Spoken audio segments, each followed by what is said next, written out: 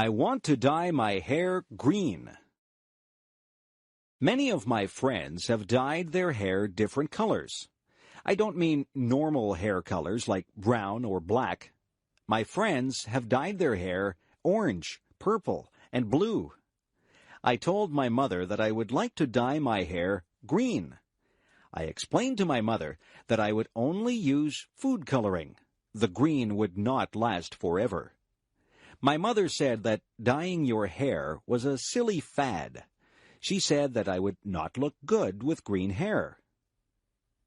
I said that if I couldn't dye my hair green, maybe I could get a nose ring. My mother said no. I said that maybe a tattoo on my arm would be nice. My mother said, no way. My mother said that she did some crazy things when she was a young girl. She said that she used to iron her hair to make it straight. That sounds quite boring to me. My friend Joan came over. Her hair is dyed bright pink. My father said, nice hair, Joan. I don't think that he really meant it. My mother says that when I am an adult, I can dye my hair whatever crazy color I like, but for now, she would like me to leave my hair its natural color. I tried to tell her that all my friends were doing it. My mother asked, if all your friends were jumping off a cliff, would you do it too? I said, no. I think I'll have to wait to have green hair, but maybe by the time I'm old enough to dye my hair green, I won't want it that color. My mother says that fads change all the time. One day, something might be popular, and the next day it's not in style at all. I'll just have to live without green hair for now. I wonder what the fad will be next month. Why do people dislike other people? Some people don't like other people just because they look different. I think that is silly. I don't think that it is fair to judge someone by the way they look. Some people look very nice, but they are mean or cruel. Some people look very ordinary, but they are incredibly nice. I remember when I was in grade 1. I saw a girl across the room. She had a mean look on her face. I thought to myself that she was probably not a very nice person. I stayed away from her and played with the other children. Then we had to play a game, and the teacher said that she would pick partners for us. The teacher picked the girl with the mean face as my partner. I didn't think that the game would be much fun at all with a partner who seemed as mean as that girl. I walked up to her and said hello. The girl's face changed. She smiled at me, and she began to talk to me. Her mean face disappeared. We had lots of fun playing the game. We laughed a lot and enjoyed each other's company. That girl became my best friend. Now, when I look at her, I see what is inside her. Sometimes she doesn't smile, but I know what she is like. She is a kind and funny person. I have learned that you can't judge a book by its cover. It is not fair to dislike someone just because they don't look like you want them to look. You have to get to know a person. It doesn't matter to me what color a person's skin is. It doesn't matter to me if they are short or tall, skinny or fat, or happy or sad looking. I judge people by how they treat me, and I try to treat people like I would want to be treated. The birthday gift. It is going to be my father's birthday. What can I give him? I don't have much money. I have looked all through the stores, and I have not found anything that I think he would like or that I can afford. I have thought very hard about what to buy for him. I thought that he might like some candy, but my father really doesn't eat many sweets. I thought that he might like a new shirt, but he has lots of clothes. I can't afford a new car or computer for him. I was watching him on the weekend. He cut the grass, washed the car, took out the garbage, weeded the garden, and watered the plants. I got an idea. I went to my room and took out some paper. I cut out pieces of paper, and I wrote on them. I wrote on one piece of paper that I would wash the car every weekend for the summer. I wrote on another piece that I would take out the garbage every week for the summer. I also wrote that I would cut the grass, weed the garden, and water the plants every week for the summer. I made a birthday card for my dad, and I put the pieces of paper inside it. I went downstairs and gave my gift to my dad. My dad thought that the gift was very thoughtful. He said that it was a gift from the heart. I did all those things for my dad all summer. He said that he had a lot of free time because I helped him so much. My dad and I are good friends. I don't mind doing things for him because I know that he is always there to help me out. A good gift doesn't have to be something that costs a lot. My dad says that the best gifts are the ones that show how much you care for the other person. I'm glad my dad liked his gift. New Year's Day. On New Year's Day, people start a new year. Many people make resolutions. They resolve to be better people. Some people decide that they will lose weight so that they can be healthier. Some people decide to give up smoking. They also want to be healthier. There are all kinds of resolutions that people make. Some people try not to lose their tempers. Some people say that they will work harder. There are people who try to give up bad habits. Every year, my brother says that he will stop biting his nails. He stops biting his nails in January, but by February, he always starts again. That is the thing about New Year's resolutions. People seldom keep them. Everybody starts out with good intentions, but it is very hard to stick with them. I don't make New Year's resolutions. I find that I just break them. I just work day by day to break my bad habits. I know that I eat too many sweets. Every day, I just try to resist them. I think that every day is a new day, regardless of whether it is New Year's Day or not. Bad habits are hard to break. The best thing is never to start any bad habits. I don't know if my brother will ever stop biting his nails, but I know that each January he intends to stop. Maybe one of these New Year's days he'll get over that habit. If I could fly. I sometimes imagine what it would be like if I could fly like a bird. Just imagine what it would be like to soar into the sky, flying high above the trees. You could stand on high rooftops and never be afraid of falling. You would see so many things as you flew over rooftops and forests. You would feel incredibly free as you traveled from place to place, not bothered by road signs or traffic jams. If I could fly like a bird, I would start from my backyard and travel through town. I would look down on the houses and factories. When I got tired, I would land in a field and take a nap. I would travel above rivers and follow them as they wound along and emptied into lakes and oceans. I would fly above parks, and I would call out to the children as I flew high above them. I would dip and dive as I flew. I would soar up high and dive down low so that I could almost touch the treetops. Have you ever flown? I know that you can't fly like a bird, but you might have taken an airplane ride. When you're in an airplane, you pass through clouds. It is exciting to take an airplane ride. I love taking airplane flights. I like to look down at the earth. When you're up that high, everything below you looks tiny. That's the closest I'll get to flying like a bird. But I can still use my imagination and spread my wings and soar high above the world just like a bird.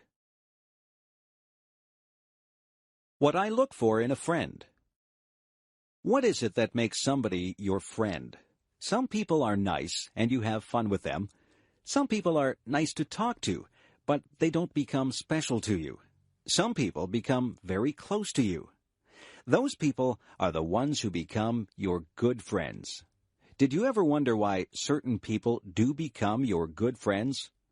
Friends usually have something in common. Often, friends enjoy doing the same things as each other. Maybe they like the same sports or the same music, or maybe they can even talk about problems or schoolwork.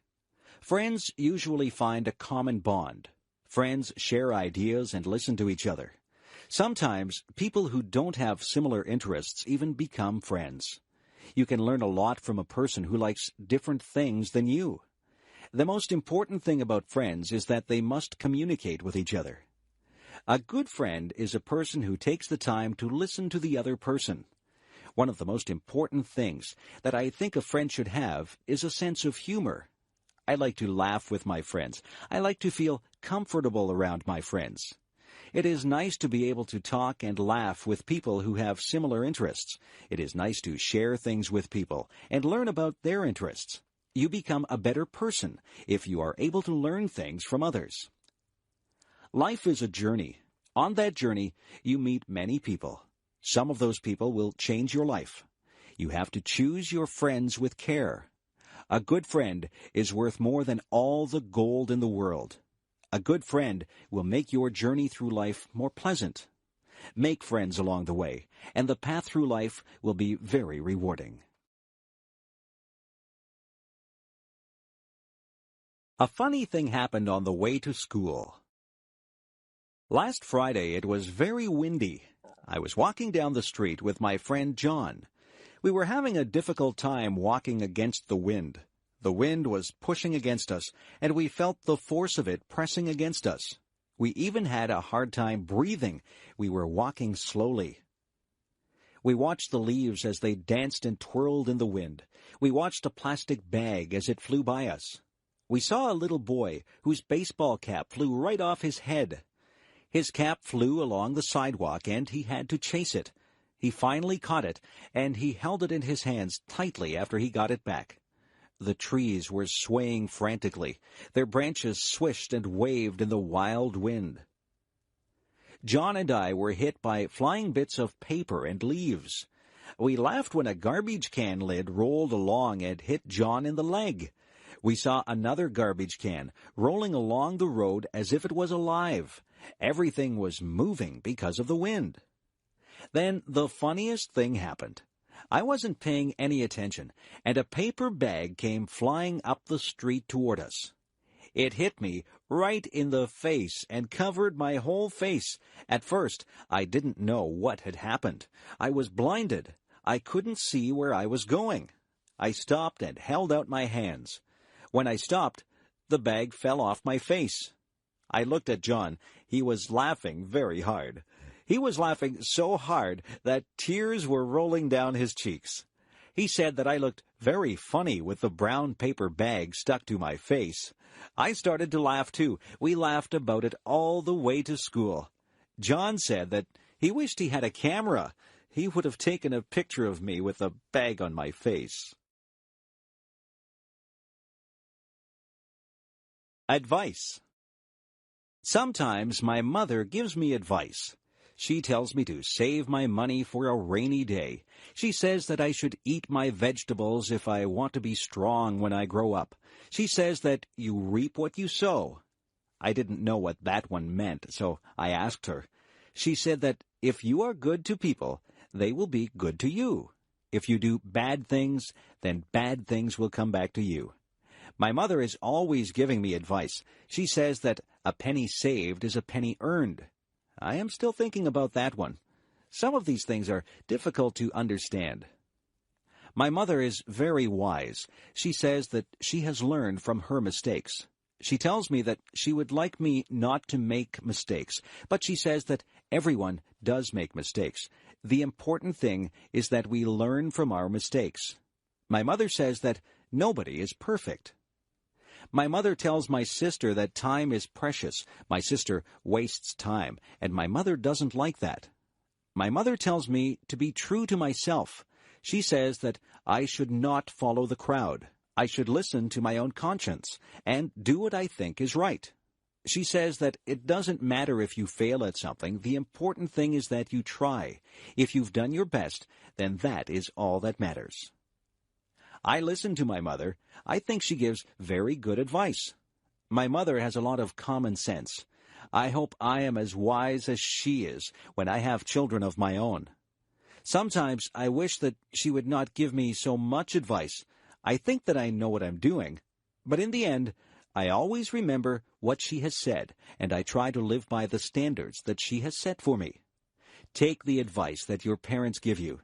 They only have your best interests at heart. A trip to the hospital. I have to get my tonsils out. I'm not really happy about it, but I'm tired of being sick and having sore throats. I have to go to the hospital 2 hours before my surgery. My mother will go with me. The nurses will take my temperature and check my blood pressure. They will make sure that I am ready for my operation. I will be dressed in a white gown, and I will be wheeled down the hall to the operating room. I can't have anything to eat or drink for a long time before my surgery. My mother will walk down the hall with me. Then she will wave goodbye as they wheel me into the operating room. The doctor and the nurses will be busy in the operating room. They will be getting ready to perform my surgery. The doctor will say hello to me and tell me that he is going to put me to sleep. He will put something into my arm. He will tell me to count backwards from 10. I think that I will only say 10, 9, and then I will be fast asleep. I won't be awake for the surgery. When I wake up, I will be surprised that the surgery is over. My throat will hurt and I probably won't feel very good. My mother will be there with me. The nurses will give me a drink and try to make me comfortable. I won't be in the hospital overnight. I will go home later in the day. My parents will have to make sure that I have a lot to drink. I can't eat any hard foods or they will hurt my throat. I will sleep a lot because I will not feel very well for a couple of days. It won't take long before I recover from my surgery. Sometimes we need surgery to make us feel better. Hospitals can be a bit frightening, but the doctors and nurses are very nice, and their job is to make you better. What my cat did. One day I was sitting in a chair drinking a cup of tea. My cat came into the room and sat on my lap. She was quite content, and she sat there purring. My cat likes to drink water, and sometimes she drinks milk. I would never give her tea to drink. Cats just don't drink tea. We were sitting there quietly when suddenly my cat stood up. She was looking at something on the floor. She crouched down low and got ready to pounce.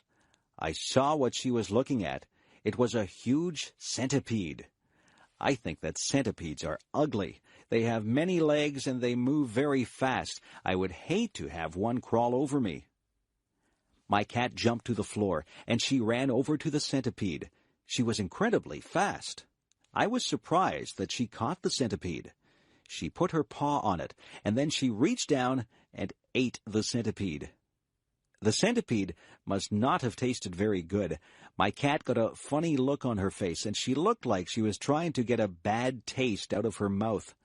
I was thinking that I would be sick if I ate a centipede. My cat looked at me and jumped back up in my chair. She stuck her face in my teacup and took a big drink of tea. I was shocked. I had never seen a cat drink tea before. I think that the centipede must have tasted so bad that my cat just needed something to wash the taste out of her mouth. Guess what? I didn't finish my tea. I threw it out and washed out the cup. My cat has never had a drink of tea since that day. She has also never eaten another centipede.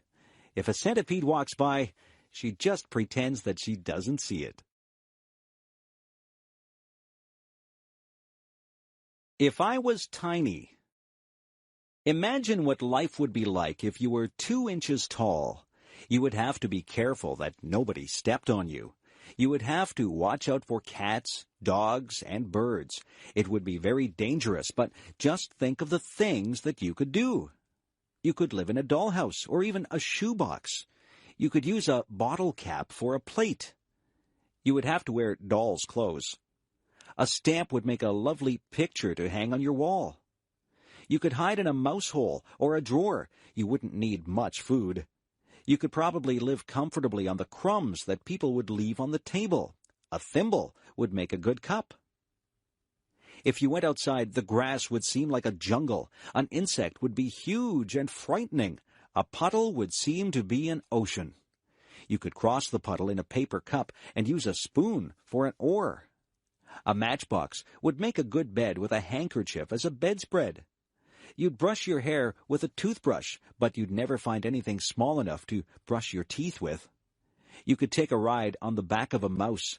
You wouldn't find any books that were small enough to read, but you might read the back of a pill bottle.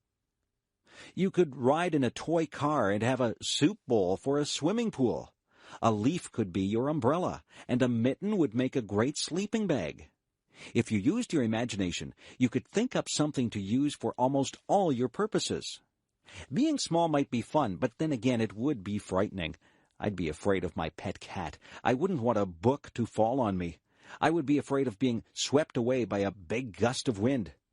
I think I'd rather be my size. If I were a giant. If I were a giant, I wouldn't be able to fit in my house. I'd have to live in a building that had a high ceiling, but I'd probably have a hard time getting through the door. I'd have to make my own clothes, but where would I get a giant needle and thread to sew with? I couldn't ride in a car or a plane. I suppose I would just have to take giant steps to get from place to place. I would have to be very careful not to step on anybody or anything. When I talked, people would cover their ears. My voice would sound very loud to them. I wouldn't find shoes to cover my feet. I wouldn't find a knife and fork to eat my dinner with. I might have to use a rake as a fork. My dinner would be huge. What would I cook my dinner in? I certainly wouldn't find an oven big enough to put my dinner in. If I sneezed, it would be like a hurricane. If I fell down, it would be like an earthquake. I wouldn't have any friends because everyone would be too tiny for me to talk to. I think that being a giant would be very lonely. I couldn't have just one apple. I would have to have a lot of apples to fill me up. I would have to drink gallons and gallons of water to quench my thirst. I could never relax under a tree. I would be taller than all the trees. I don't think that being a giant would be fun. I won't ever make a wish to be a giant. I would rather be my height. I'm very happy the way I am. Do people have the right to smoke in public? My father used to smoke. He got very ill. The doctor told him that he had to quit smoking. My father tried for a long time to quit. It was very difficult for him. Smoking is an addiction. After many months, my father finally gave up smoking, but he still craved a cigarette once in a while. He says that quitting smoking is the hardest thing that he has ever done. When my father did smoke, he smoked everywhere. He smoked in restaurants, stores, and many public buildings. Now, you are not allowed to smoke in a lot of public places. When my father smoked, the rules were not so strict. People could smoke just about anywhere. It really wasn't fair to the people who didn't smoke. Their clothes always smelled like smoke, and they breathed in second-hand smoke. Some people think that the second-hand smoke is actually worse for you than if you smoke yourself. People would smoke in their houses, and very young children would inhale the smoke that was in the air. Some people still smoke in their houses, and their children breathe in the smoke. Some restaurants have areas for smokers and non-smokers, but usually the smoke drifts from one area to the other. There are some businesses that have banned smoking altogether. Personally, I think that smoking in public places should be completely banned. I don't think that I should have to breathe in another person's smoke if I choose not to smoke myself. It wouldn't be fair for a non-smoker to get lung cancer because they had to be in a place where smokers were allowed to light up. I know that smoking is a powerful addiction and that it is very difficult to quit, but smokers should restrict their smoking to places where there is nobody else around. Lung cancer is an awful disease. Nobody should have to suffer with lung cancer. People should be educated about the dangers of smoking. Smoking should be banned in public places, but eventually I would like to believe that fewer people will smoke. It would be nice to live in a smoke-free environment. My favorite bedtime story. Every night when I was little, my mother would read me a bedtime story. My favorite story was Tom's Midnight Garden. This was a story by Philippa Pierce. It was quite a long book, and it took quite a few nights for my mother to read the entire book to me. In Tom's Midnight Garden, Tom moves to the city to stay with his aunt and uncle. He is very bored at their apartment. They have no children, so Tom has nothing to do. One night, the clock strikes 13 times. Tom knows that this is impossible.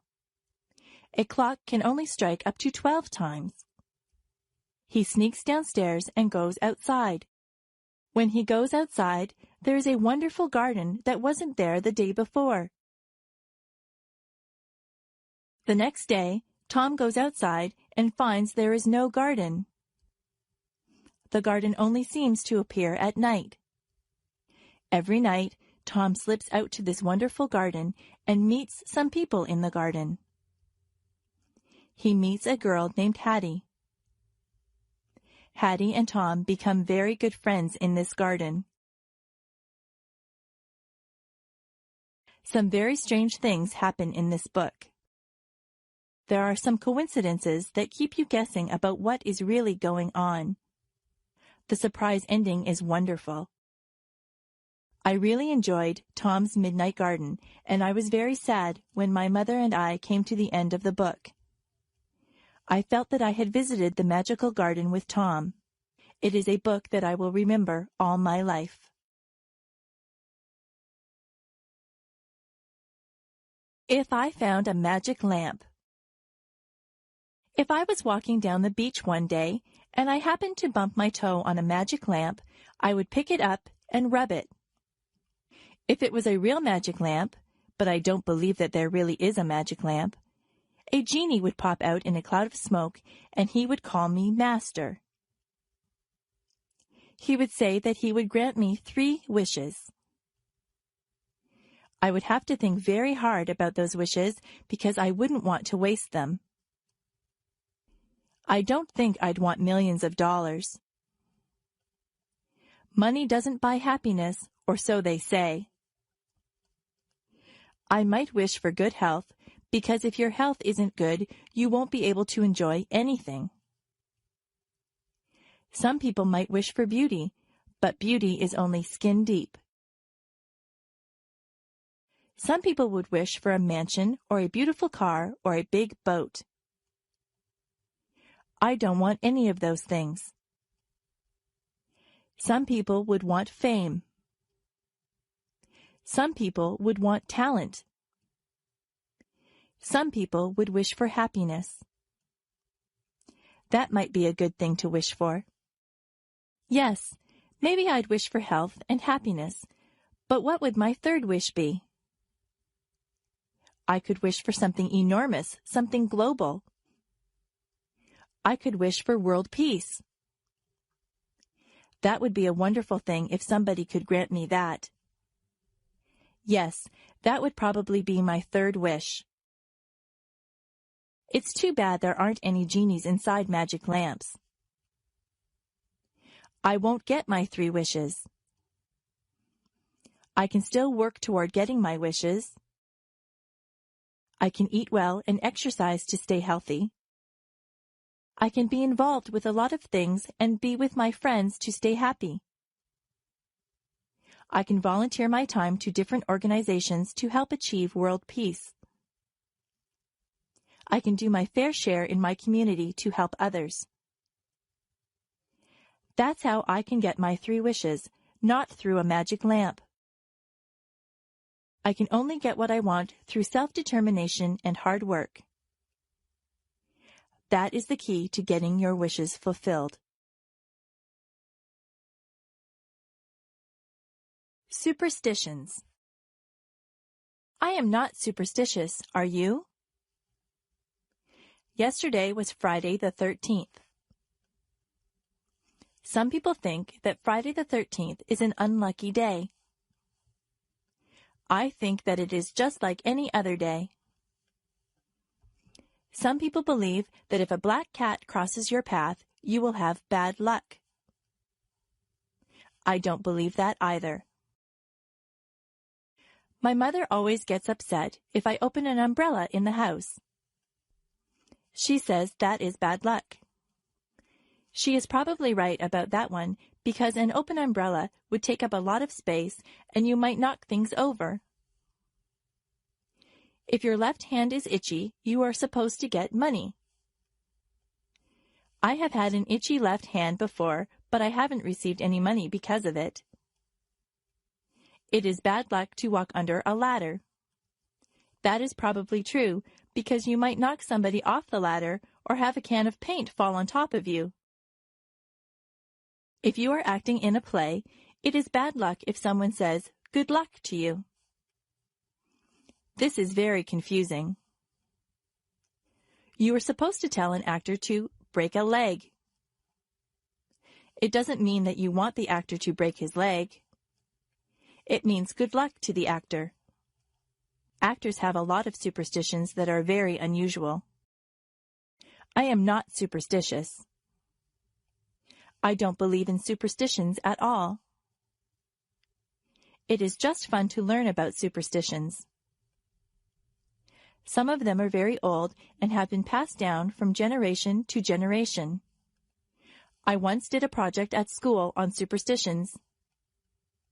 It was a very interesting topic, and I got a good mark for it. Help. Did you ever have to call for help? Were you ever in a situation that was an emergency? It is good to know what to do in case of an emergency. You should always know how to get in touch with the police and fire departments.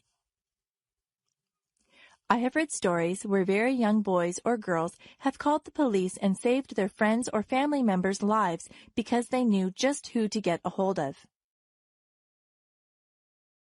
If you see a fire, you should call the fire department. A lot of tragedies have been prevented because the calls have been made quickly.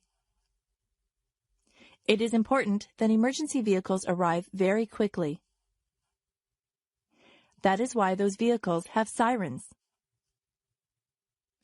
When their sirens go, it means to get out of the way. Policemen, firemen, and ambulance attendants are trained to handle very difficult situations. They often save people's lives. They go through a lot of training to become good at what they do. They never panic in emergencies.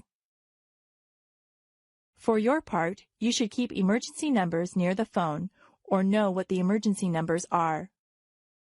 Where I live, there is a special number that you call for any emergency. We teach that number to everyone, even very tiny children. It is important to remain calm if you need help. If you call an emergency number, you have to be able to speak clearly and tell the person you are talking to exactly what the problem is. I hope you are never in an emergency situation, but it is a good idea to be prepared. The peach orchard. When I was very young, I lived near a peach orchard. Now there is a park where the orchard used to be. I always remember the peach orchard because my grandmother and I used to go there and pick peaches. The owner of the orchard would let all the neighbors pick peaches. It's not the fact that I used to get many ripe, tasty peaches that I remember. It's the time that I used to spend with my grandmother that I remember. My grandmother was very old, but she was very healthy. She used to walk a lot. I think that is what kept her fit. She had a lot of energy, so she liked to go to a lot of places. She would get a fruit basket, and then she would ask me if I wanted to go to the orchard. I always said yes because I enjoyed walking through the orchard on a sunny day. We never climbed up on a ladder to reach the peaches. We just reached for the low-hanging fruit. My grandmother and I used to talk all the time that we were out there. It was nice to spend time with her. She told me many stories about when she was a young girl. We laughed and got to know each other better. My grandmother only visited us during the summer. She lived in California and I lived in Niagara Falls, so we didn't get to spend a lot of time with each other. We enjoyed the hot summer days in the orchard.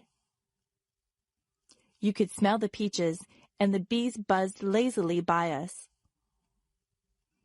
My grandmother would point out different insects and birds to me. I learned a lot about nature from her. We would end up with a big basket of peaches. When we got home, my mother would wash the peaches, and often she would bake a peach pie for us. Nobody bakes a peach pie like my mother. It's good to have memories like that. Childhood memories of time spent with my grandmother are very precious to me. Sometimes it's just the simple things that you do in life that leave you with the nicest memories.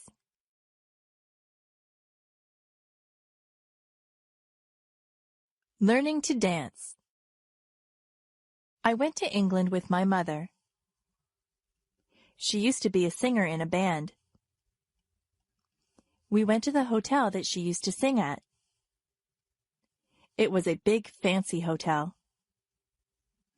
Some of the people that she knew when she sang in the band were still there. They remembered my mother, and they had a good time talking to her and remembering old times.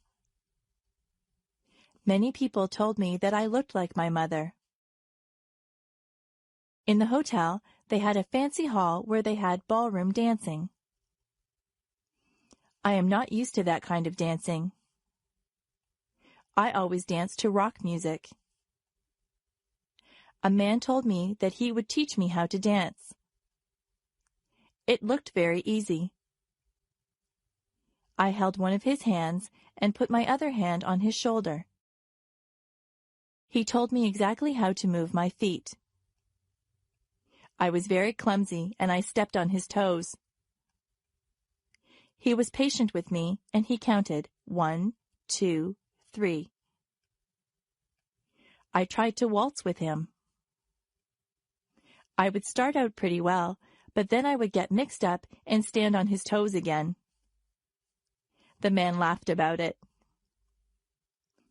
I told him that I wasn't a very good dancer, but he said that I was good for a beginner. I think he was just being polite. The man asked my mother to dance. My mother is a very good dancer. I didn't know that about her. She never stepped on the man's toes once. The man thanked us for dancing with him, and I thanked him for giving me dancing lessons. I don't think I'll ever be very good at that type of dancing. Each generation has a specific type of dancing. The way that I dance is different from the way that my mother dances. The way that I dance doesn't involve moving your feet too much. I'm not too good at fancy steps.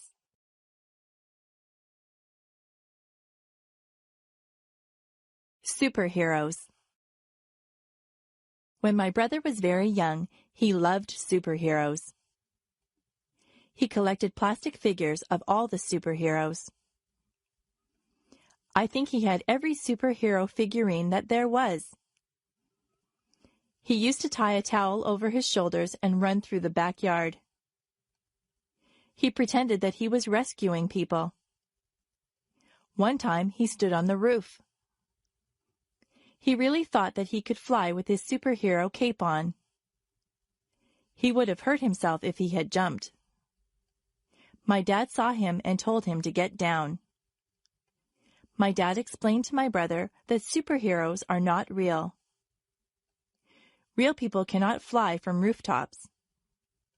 My brother was disappointed. He thought that the superheroes really existed. My dad explained that most superheroes were created as comic book characters. Somebody used their imagination to make them up, and then an artist drew them. My brother was not impressed. He said that he wanted to meet the superheroes. My father told him that he might meet someone dressed up as a superhero, but it wouldn't really be a superhero in the costume.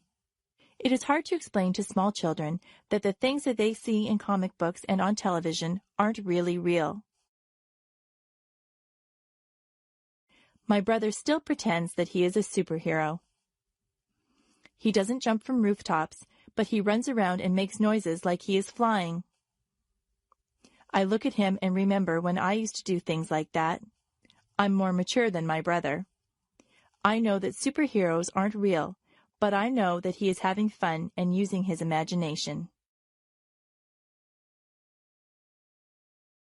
Being a princess. Sometimes I think that I would like to be a princess. A princess would live in a palace and wear beautiful clothes. She would have servants to do chores for her, and she would probably marry a handsome prince. People would recognize her.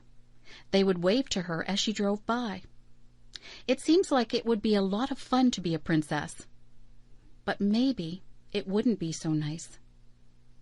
Maybe it would be terrible to be recognized by everyone.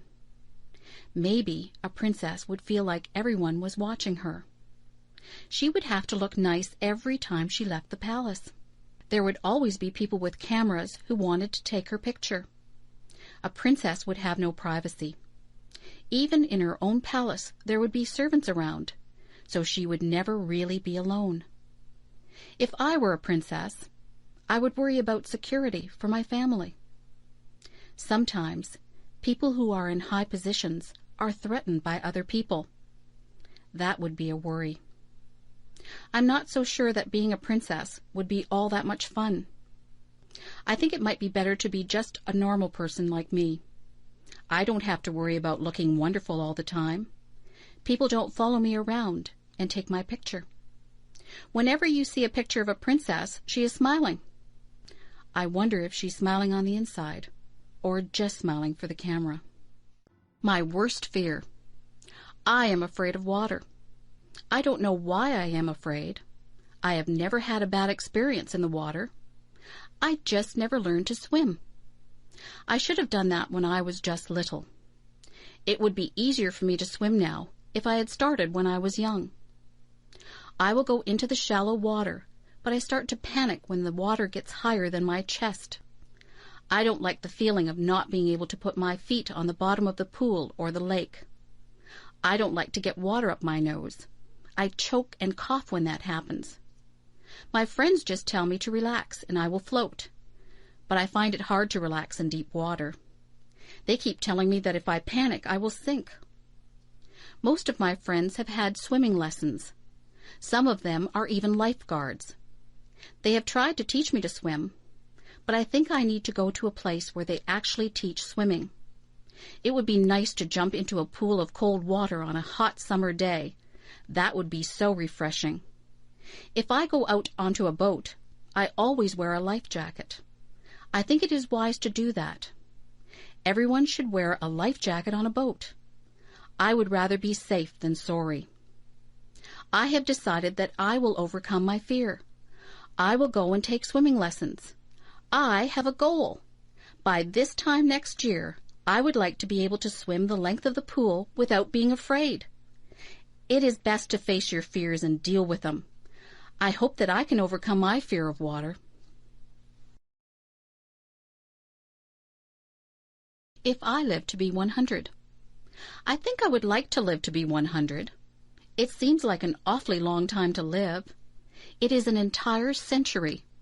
Imagine all the changes that you would see if you lived to be 100. I had a neighbor who was 85. She used to tell me what things were like when she was a little girl. She told me what my town used to look like, what her clothes were like, and what her school was like. I used to enjoy listening to her stories. Everything was so different when she was young. Listening to her was like having history come to life. I used to try to imagine what life was like for her back then. If I was 100, and I had grandchildren and great-grandchildren, I would tell them stories about my childhood. I would hope that I had a good memory so that I could remember everything. If I do want to live to 100, I'll have to have a healthy lifestyle. Not too many people live to be that old. If I do get to be that old, I hope I'll still be mentally alert and physically agile. In my country, the Prime Minister sends a letter of congratulations to anyone who has their 100th birthday. People who live to be 100 are very special. Maybe in the future, with better medical care and healthier lifestyles, more people will live to be 100. If I live to be 100, I'll have a birthday cake. But I won't put 100 candles on the cake. I could never blow out 100 candles.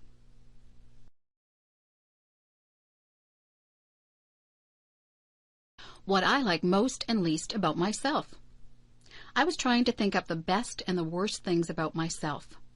I think the best thing about me is that I am very friendly.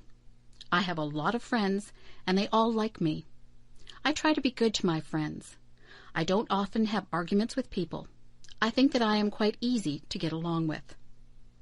The worst thing about me is that I sometimes feel sad. Sometimes I don't feel sad for any particular reason. I just get into moods where I am depressed. Sometimes there is a reason to be sad. I was sad when my pet frog died.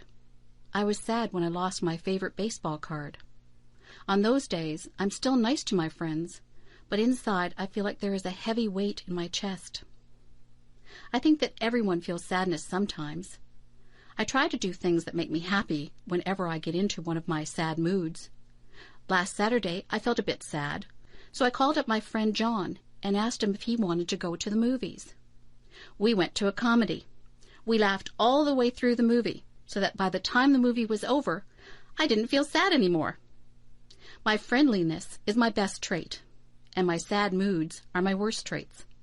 I have to work at getting over my sad moods more quickly. Being sad doesn't do anyone any good. There is no use in feeling sorry for oneself.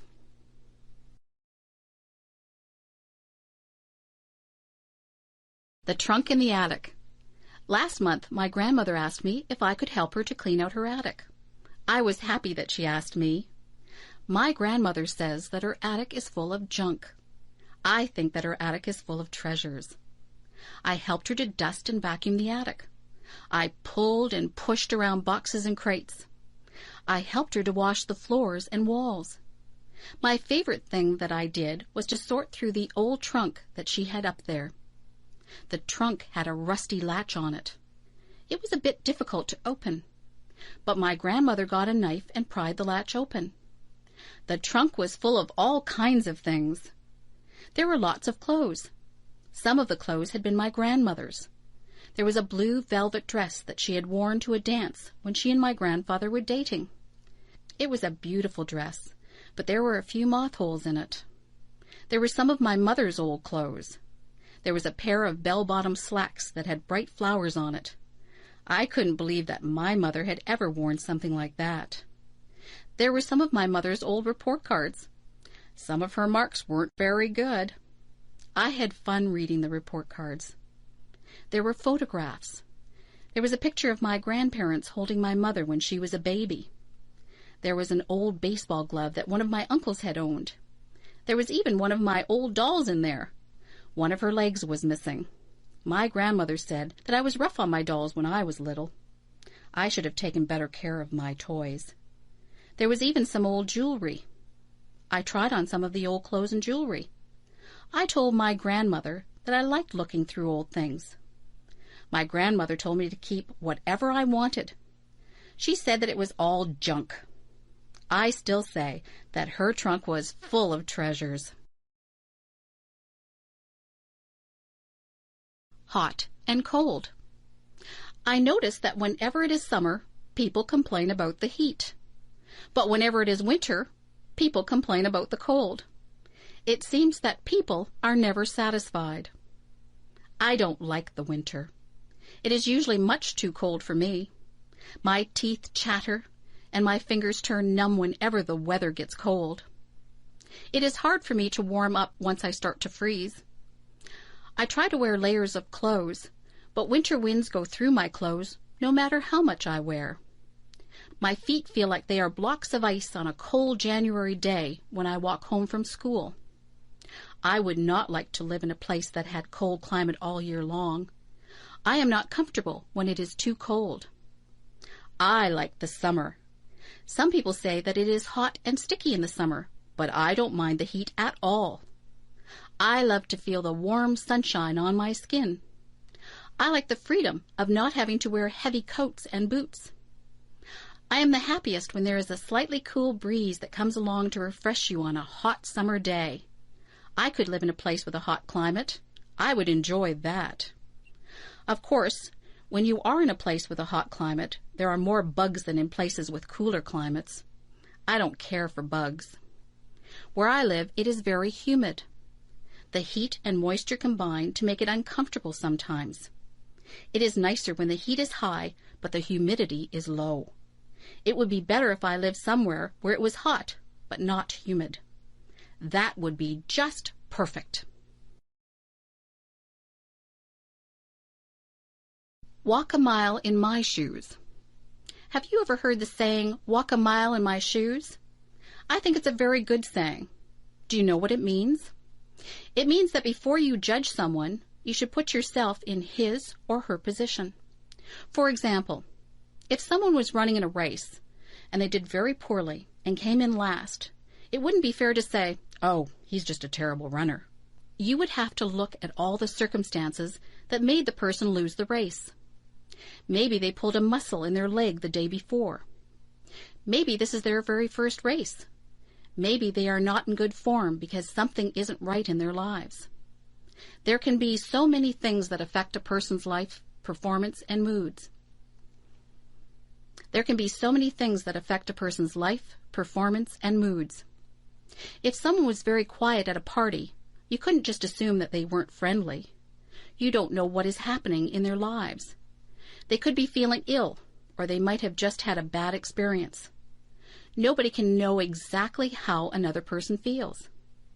Even if someone tells you what he or she is experiencing, you still won't fully understand what is going on inside the other person. Everyone perceives and feels things differently. To walk a mile in someone else's shoes is to try and understand things from that person's perspective. We are all shaped by the events that have taken place in our lives. No two people have gone through the exact same things. So, before you are quick to judge someone, stop and think about what it is that they might have gone through. You won't always understand why people do what they do, but you can try to understand and put yourself in their position. If I could go back in my life. If I could go back in my life and do some things differently, this is what I would do. I would not waste so many hours in front of the television set. I would get out and enjoy my life rather than watching actors in shows. I would be a little more considerate of other people. I would realize that my mother has more to do than pick up after me. I would pay more attention in school. Tests are easier when you have paid attention rather than fooling around in class. I would save more money rather than spend it on useless things. I would read more. Reading is enjoyable, and it opens the doors into all kinds of wonderful places, both real and imagined. I would learn to play an instrument. Music is always appreciated if it is played well. I would eat better foods. I would try to stay healthy through my diet and exercise. I would take more pictures, and I would keep a journal. Memories are very precious. I would take the time to listen to what people have to say. People appreciate a good listener. I would take the time to enjoy each day as it comes. Sometimes I am so busy looking forward to what is coming up that I don't take the time to enjoy the day that I am living in. That's what I would do if I could go back in my life. In fact, I think I'll just make a habit of doing all of those things all through my life. Joking. Joking is good. Jokes can be very funny. Jokes can also be hurtful. Jokes can be tasteless, too. It is not an easy thing to find jokes that do not offend anyone. Some jokes make fun of different races. Those jokes are not funny. They are hurtful. It is not right to tell racist jokes. Many jokes use bad language or are about questionable subject matter. These jokes are also not acceptable. Many people are highly offended by rude jokes.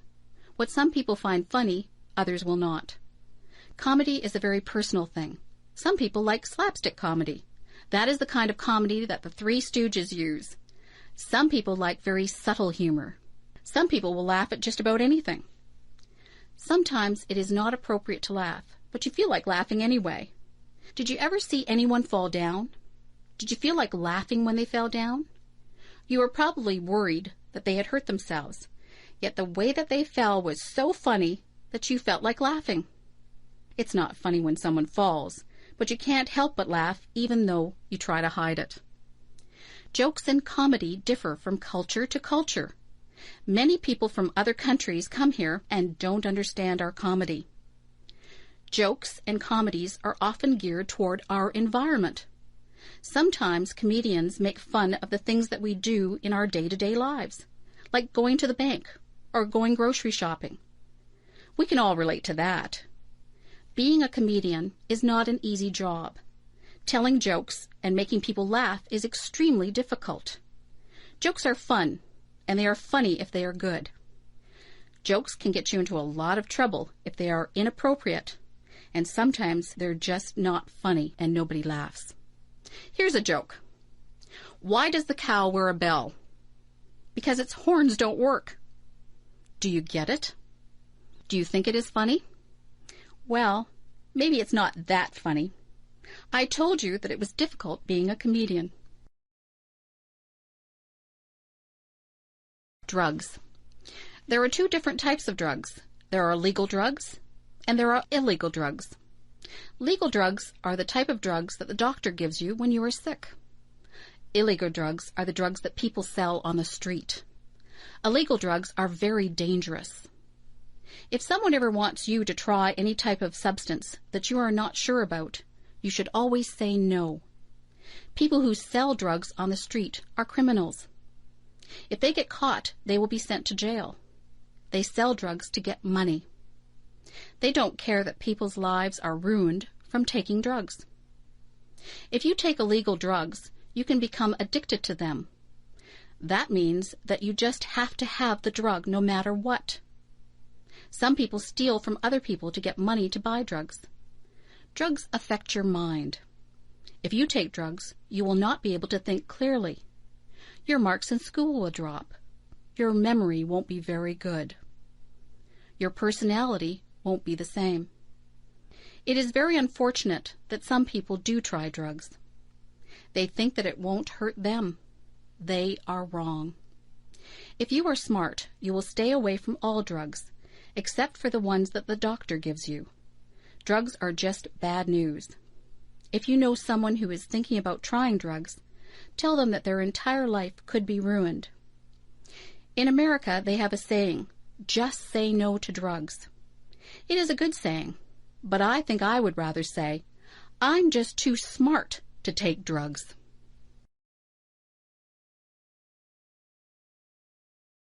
Divorce. Mary's parents just got a divorce. Mary is very upset. She thinks that her parents don't love her anymore. She thinks that they got a divorce because of her. She is wrong.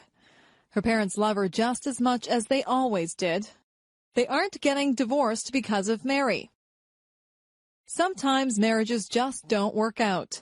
It isn't really anyone's fault. Marriage isn't easy. It is hard for two people to stay together for a lifetime.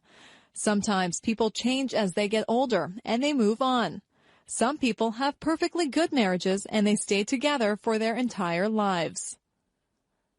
Divorce doesn't happen because the parents don't love the children anymore. A lot of children feel that it is their fault, but it isn't their fault at all.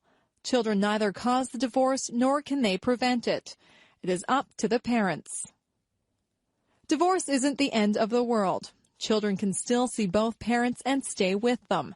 Life goes on. Sometimes children can get new stepmothers or stepfathers. That can be a good thing. You just have to be understanding and know that your parents still love you. Life doesn't always go the way that we planned it, but it has its twists and turns. Life is an adventure. If your parents get a divorce, just be understanding. Know that they love you and that this is a hard time for them. It is a hard time for you too, but these things have a way of working themselves out in the end. If my fish could talk. I have a goldfish. He swims around in his bowl all day. He looks bored. I look inside the bowl and watch him. His mouth always moves. He looks like he is talking.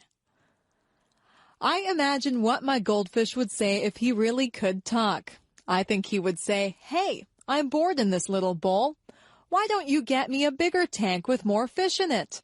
I would like to have some friends to swim around with."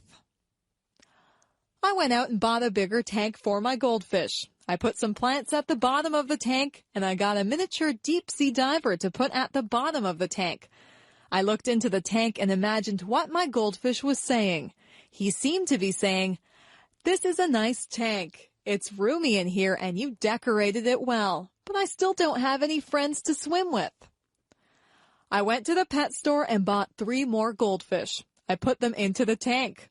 All of the goldfish seemed to look at each other. They swam near each other and seemed to be playing games. I knew which one was my goldfish because he has a black spot on his fin. I looked at him and imagined that he was talking again. He said, "This is great. I have a big new home and friends to swim with. These are nice goldfish that you brought home for me. Thank you." Goldfish can't really talk. I know that. I just like to pretend that my goldfish talks. He seems very happy now with his nice new home and his new friends. I don't think goldfish can smile either, but it looks like my goldfish has a smile on his face. The best teacher. I have had a lot of teachers. Some of them were good and some of them were boring. There is one teacher whom I remember very well. He is the best teacher that I ever had. His name was Mr. Alban. He was a history teacher. History is not my favorite subject. I don't really enjoy history a lot. When I was in Mr. Alban's class, he made history seem exciting. He was more of an actor than a teacher. If he was describing a war, he would make us feel all the emotions that the soldiers and their families would have felt. We could almost hear the guns firing and the people shouting. He would paint a picture in our minds that was very vivid. When I had a history test in his class, I didn't have to study much. I would remember every word that he had said. I would see him doing the actions that went along with his stories. He was very animated. He would shout out orders as if he was a general, or he would speak softly and reverently when describing the death of a great hero. The most important thing that I learned from Mr. Alban was that I did really like history. I just thought that I didn't like it because most people had made it dull by just reading from the textbooks. History is not just a series of dates and dull facts. History is what really happened. History is real life. All the historical figures had real families and emotions. They weren't just fictional people. After I took history from Mr. Alban, I realized that I really did have an interest in it. He was my favorite teacher, and I will always be grateful to him for making me aware of just how interesting history really is. Weather. Sometimes I watch the weathermen on television. It is fascinating to watch him point to different areas of the country on the map. He tells us where the weather will be nice and where it will be bad. The weatherman is not always right. Weather reporting is not an exact science. Nothing is very exact when it comes to the weather.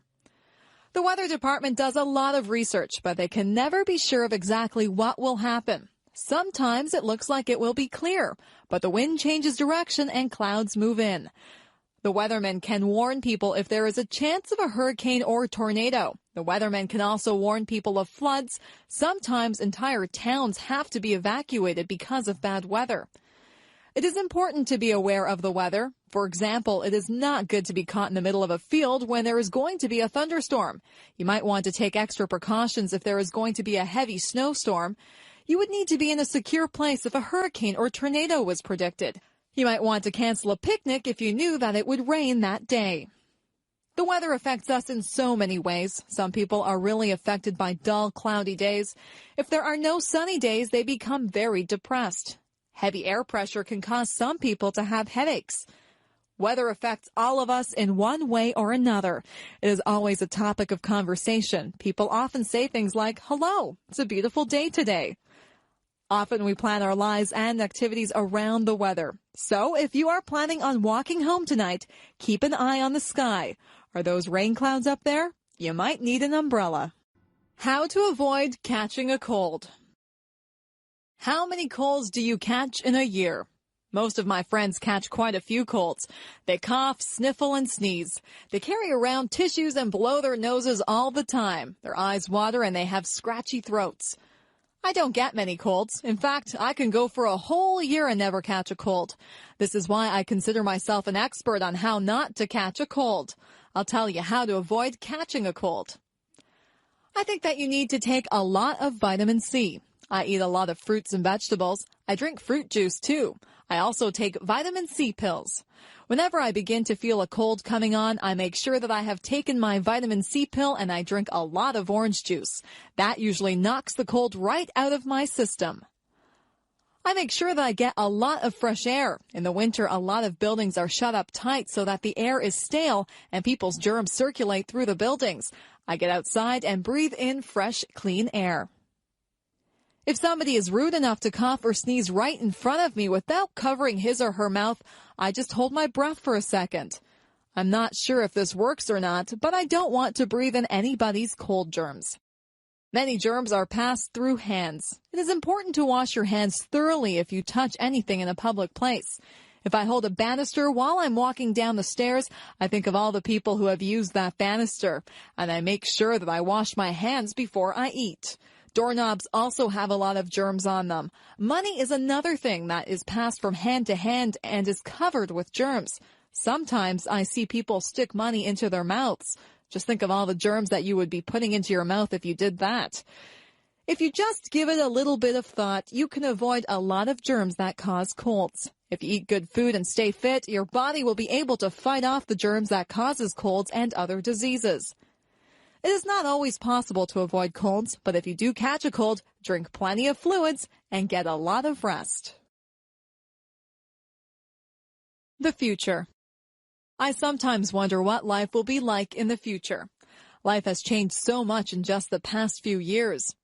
I'm sure that there are still big changes that are coming. Do you think we'll still drive cars? Maybe we'll get into computerized vehicles that we won't have to drive. We'll just push a few buttons and the vehicles will take us to wherever we have to go. Maybe there won't be roads. We might just fly through space to get where we want to go. Instead of telephones, we'll just use our computers. We'll be able to see each other when we talk. That type of thing is already happening. Maybe we won't have to cook our meals. We might be able to push buttons to order whatever we want.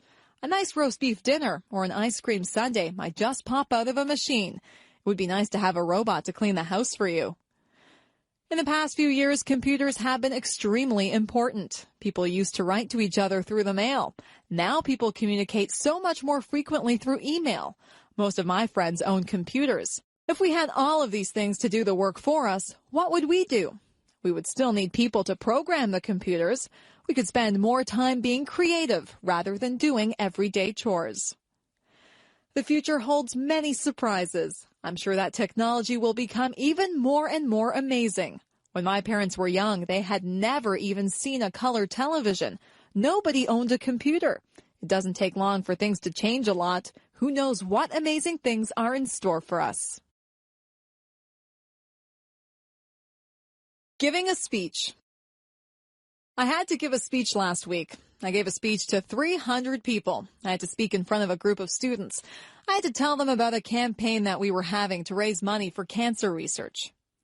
Giving a speech can be a difficult thing. When you stand in front of a big crowd, you can get very nervous. Some people feel like they have weak knees. Their legs feel as if they are made of rubber. Their heart beats very hard inside of their chest. Their palms get sweaty.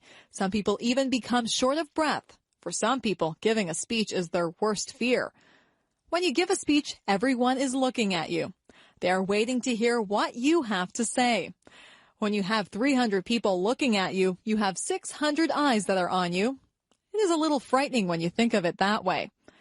Before I give a speech, I take 3 big breaths.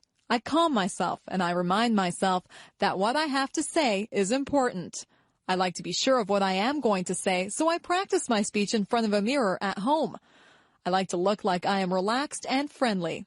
They say that practice makes perfect, so the more speeches that you give, the better you will become at it. Whenever I have to give a speech, I imagine that the audience is just one big person. I look out into the audience until I find a friendly, smiling face. I focus on that person, and I pretend that I am just talking to them. I have become used to giving speeches. I am more relaxed now than I used to be. People tell me that I do not look nervous at all. I like to hear that. Sometimes I do feel a little flutter of nervousness, but I just ignore it and do the best that I can. Giving a speech is not as scary as it appears to be. Anyone can do it with a little practice. Moving to another country. My friend Steve moved to another country. He had lived in Canada all his life, and he moved to Japan. Life in Japan was very different for Steve than what he was used to. At first, Steve suffered from culture shock. His whole life seemed different. He was not used to the way of life in Japan. Steve was not used to the large crowds of people that walked up and down the streets in Japan. In his hometown in Canada, the streets were fairly quiet. Steve had to get used to the food. In Japan, the people eat a lot of fish. Steve had never eaten much fish before. Steve wanted pizza, but it was expensive in Japan. Steve said that he had to adjust his eating habits. The people in Japan have different customs than we do here in Canada. Steve didn't want to offend anyone, so he had to learn the customs. He had to learn about what Japanese people considered polite and rude. Sometimes in a foreign country, you can do something to insult someone without even realizing that you are being rude. At first, Steve had trouble with the language. He said that the only way to really learn the language is to talk to people. Steve talked to a lot of people. He made a lot of mistakes, but people were patient with him, and they tried to help him with his Japanese. It wasn't long before Steve felt more comfortable in his new surroundings. You have to be willing to learn new customs and a new language if you move to another country. Steve feels very comfortable in Japan and in Canada now. He is thinking about going to another country now. He thinks that he might like to try and live in Italy. I'm sure that he would get over his culture shock very fast if he moved there. Moving to a new country can be difficult, but if you are willing to learn, it can be a very rewarding experience. Look for the beauty. I have learned that things don't always go the way that they were planned. If something doesn't happen the way that I want it to, I try to make the best of the situation. I always try to find something good in everything that happens. Last year, I broke my ankle when I was walking on an icy sidewalk. At first, I was very upset. I was missing school, and there was a party that I wanted to go to. I couldn't do very much of anything. My ankle was very sore. I stayed home and I read a book. It was an excellent book, and one that I probably would not have had time to read under normal circumstances. My friends brought my homework to my house, and we had some really nice visits while they were here. I had to accept the fact that I couldn't go anywhere on my broken ankle, so I made the best of a bad situation. Once I lost my way when I was out camping. I ended up in a very large field. I was afraid that nobody would find me, but I calmed myself down and took time to examine all the interesting wild flowers in the field. My family did find me. They were surprised at how calm I was. I have learned that there is something valuable inside every adventure and something beautiful inside every person. We had a new boy who came into our class. His clothes weren't in style, and he was not particularly handsome. Some of the boys and girls made fun of him.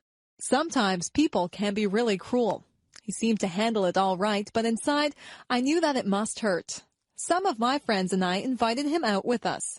We found out that he had a terrific sense of humor, and he is probably one of the nicest people that I have ever met. He has since become one of my best friends. It makes me ashamed when someone that I know judges someone by how they look. It isn't fair to do that. You'll find that something good comes out of almost every situation. You'll find something good about almost everyone that you meet if you look hard enough. If something doesn't work out the way you planned it, just make the best of the situation. Look for the beauty in everything. My doll. When I was an infant, I got a rag doll. It was a very plain little doll, and it wore a clown outfit and a clown's hat. I used to take that doll to bed with me every night. I couldn't go to bed without my doll. My mother used to pretend that the doll was talking to me. She would make the doll dance and sing songs. I would talk to the doll. My mother would answer for the doll, but I was a baby, and I thought that the doll was actually talking to me. That doll was my best friend. I took her everywhere. One time I took her to a store with me, and I left her on a shelf in the store. We were halfway home when I realized that I didn't have my doll with me. I was very upset. My mother and I rushed back to the store. My doll was still there. I was so relieved. I hugged my doll and I promised myself that I would never leave her anywhere again. I couldn't imagine life without that doll. Through the years, the doll became less important in my life. I had other things to do, but the doll still sat on my bed during the day, and I still took it to bed at night. I gave that doll a lot of love when I was little. In fact, I love that doll so much that she looks tattered and torn now. There are parts of her face and hands that are almost worn away. I had a lot of other toys when I was little, but none of them were ever so important as that doll. I don't play with toys anymore, but that doll is still in my room. She sits in a special chair in the corner. I'll always have that doll. No matter how worn out she is, I'll always keep her and cherish her as part of my early childhood. I am curious. I am curious about many things. I would like to find the answers to a lot of questions that I have. What holds the stars up in the sky? Why does ice form on the top of the lake when it is cold? Is there life on other planets? Why do we not fall off the face of the earth? How do caterpillars turn into butterflies? All of these things are mysteries to me. There are so many questions that are unanswered. I think I should go to the library and get a book to find out why people grow old. What makes a television work? I also want to know where electricity comes from. Who is the strongest person in the world? Who is the smartest person in the world? Why do some people have blonde hair and some people have black hair? Why do people in different countries speak different languages? Why do people have to die? Why are no two snowflakes alike? What makes people fall in love? What makes the rivers run? Why does the sun rise every morning? How did the oceans form? Why did the dinosaurs vanish from the earth? I wonder if I'll ever find out the answers to all of my questions. I think I'll have to study hard and stay in school to find out everything that I want to know. Some questions never get answered. It is good to be curious. People who are curious about things are the ones who learn a lot, and some curious people go on to invent things and make important discoveries. Creative people. Some people are just born to create. That's what I think. Some people just have the need to write stories, compose beautiful music, or paint pictures. Creativity seems to be inside them, and they need to let it out. It's good that we have people like that. Composers like Mozart and Chopin have given us music that is incredibly beautiful. It's not just the classical composers who have given us great pieces of music. There are modern composers who have written great songs also. Elton John is an example of someone who has composed many wonderful songs. Andrew Lloyd Webber has given us some very popular musicals like Cats and The Phantom of the Opera. There are so many talented and creative people in this world. When you visit an art gallery, you marvel at how artists are able to recreate realism or make up something that seems totally unreal, yet beautiful.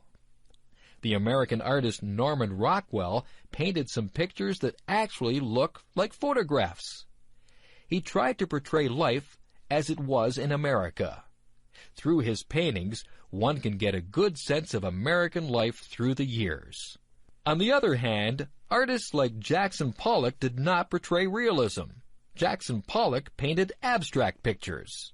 His paintings are just as good as Norman Rockwell's, but they are entirely different. Some books that we read are classics. Mark Twain portrayed American life through his characters Tom Sawyer and Huckleberry Finn. Charles Dickens brought Victorian England to life through his books. Most people are familiar with his Christmas Carol, where the mean and miserable Scrooge learns the true meaning of Christmas. People don't have to read the classics. There are modern writers who entertain readers through their stories. Stephen King has written a number of horror stories. Some of his books have even been made into movies. We are lucky to have creative people who share their gifts with us.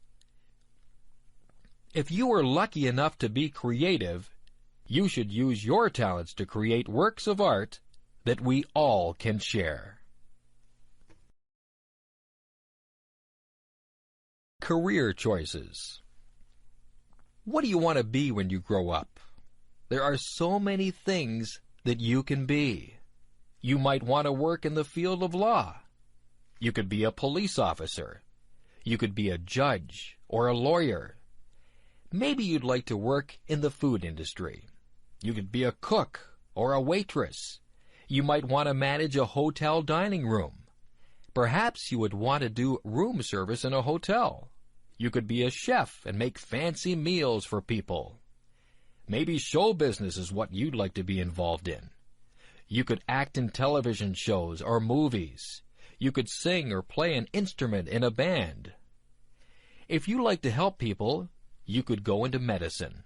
You could be a doctor or a nurse. You might be a surgeon and operate on people. There are other jobs in the field of medicine, too. You could be an X-ray technician or a lab technician. It takes a lot of education to be a doctor. Maybe you would rather be a teacher. You could teach in a primary school or a high school. If you don't want to work with children, you could become a professor at a university. There are hundreds of other jobs to choose from, too. You might want to fix cars or work in a store. You could be a dentist or a veterinarian. You could be a janitor or a zookeeper. There are so many jobs that I just can't name them all.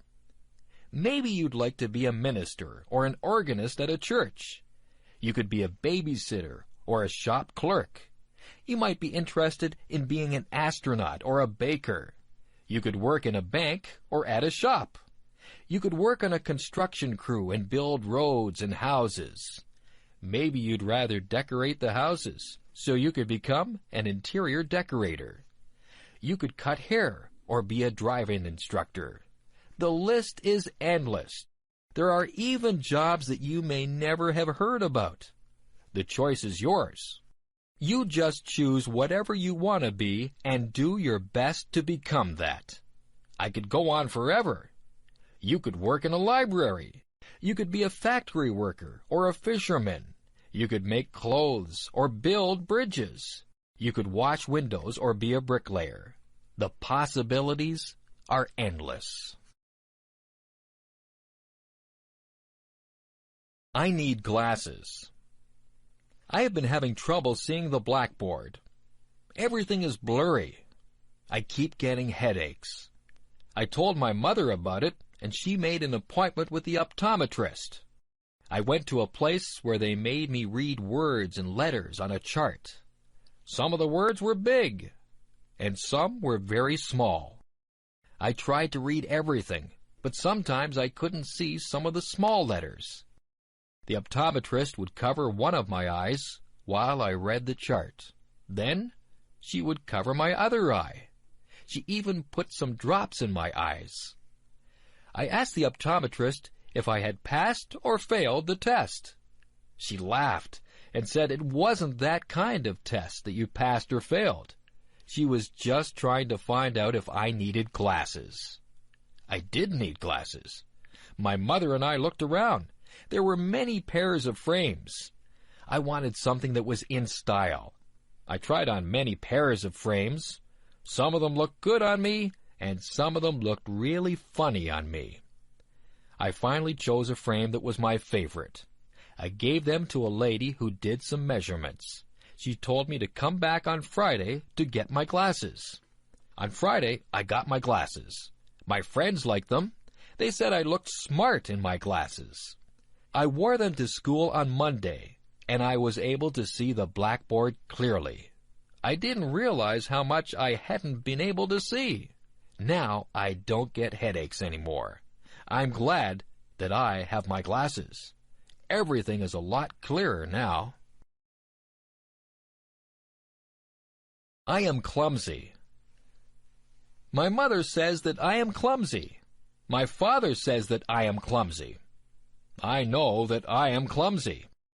I do things all the time that are clumsy. I fall down for no reason at all. If there is a crack in the sidewalk, I will be sure to trip on it and fall down. If I carry a plate of food in the cafeteria, I almost always either drop it or bump into someone with it. I don't try to do these things. It just happens. When I drink juice, I miss my mouth and get juice all over my shirt. I always have something spilled on my clothes. Last week I opened a jar of peanut butter. The jar flew out of my hands and landed upside down on the floor. There was a big glob of peanut butter on the floor. Yesterday I knocked over the sugar bowl.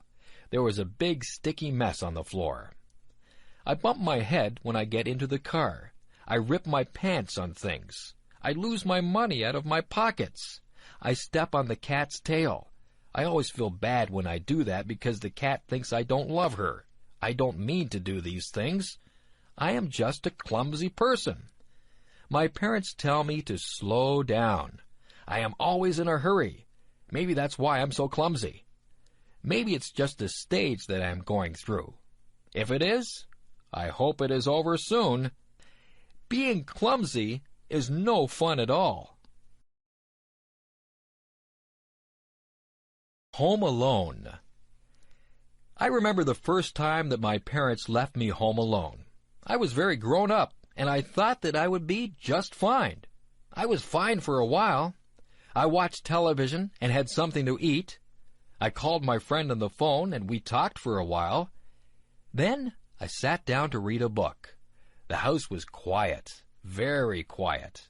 I found myself listening very carefully. I heard a tap, tap, tapping noise. I wondered where it was coming from. It seemed to be coming from the window. I turned out the lights so that nobody would see me, and I peeked out the window carefully. I was expecting to see a robber tapping at my window. There was nobody there. It was just a tree branch swaying in the breeze and tapping at my window. I felt silly. I turned on the lights and sat back down to read my book. A few minutes later, I heard some creaking noises. I listened carefully. Then I heard a clunking noise. I think it might have been the furnace. Then there was a whirring noise.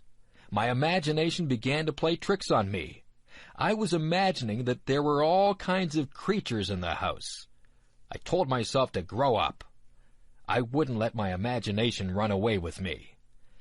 I was glad when my parents got home. I told them about all the noises that I had heard. My parents laughed and said that all houses make noises. We're usually just so busy that we don't hear all the noises that go on. I have stayed home alone many times now. I just ignore all the little creaks and noises that I hear. I'm still alert and listen for anything suspicious, but I know that there are lots of noises that are harmless. That tree that taps on my window still frightens me sometimes, but I'm a lot braver now than I was the first time that I stayed home alone. Family. What does the word family mean to you? The easiest way To define family is to talk about who you are related to. Usually there is a mom and a dad, and children who are brothers and sisters. This would be the core family.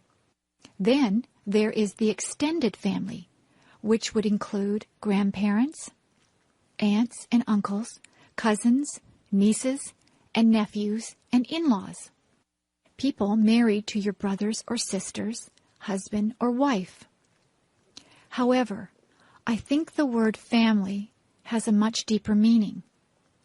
The word family brings words to my mind like love, support, help, kindness, fun, love, trips, closeness, love, forgiving, sharing, love, understanding, respect, and love.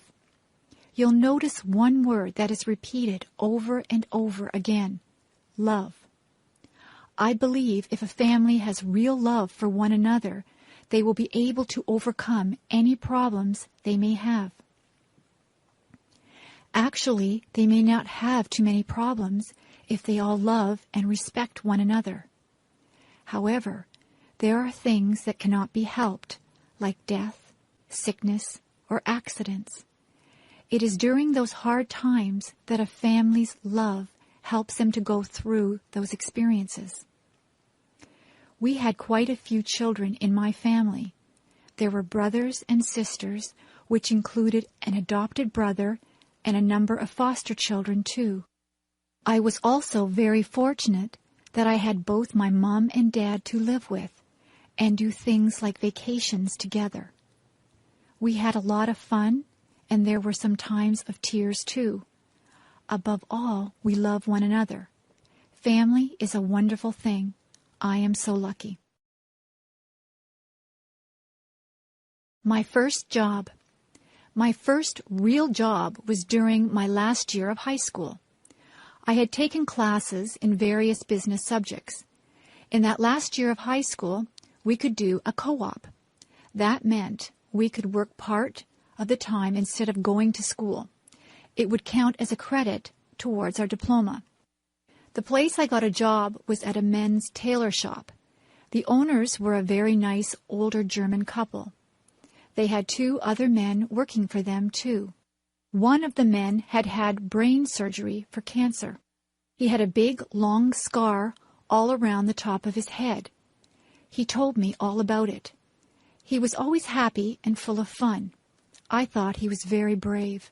The tailor shop made suits to order. One of the salesmen would measure the man, and the customer would choose a fabric and style, for he or his wife liked. The people in the back of the shop would then cut and sew the suit. The suits cost a lot of money. There were also suits already made that the customer could buy instead if they wished. They could also rent suits or tuxedos for weddings or parties. I worked at a little desk. I answered the phone, wrote letters, filed papers, and did some bookkeeping. It was about a mile walk from my school to work. I passed many clothing shops. That wasn't good because I spent a lot of my money that I earned in those shops. I worked at the tailor shop for almost a year. It was a good experience and helped me get my next job with the United States Navy. That was fun too. First trip away from home. Today I'm going to my friend's house. Her name is Valerie.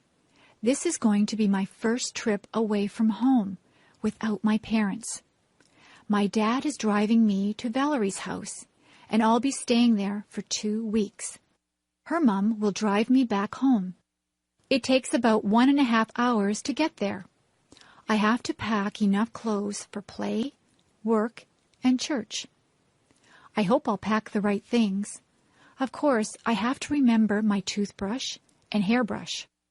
Valerie lives on a farm. I'll be helping her dad with milking the cows, I think. We'll play up in the hayloft after we have helped put the bales into the barn. We'll be all itchy when the job is done.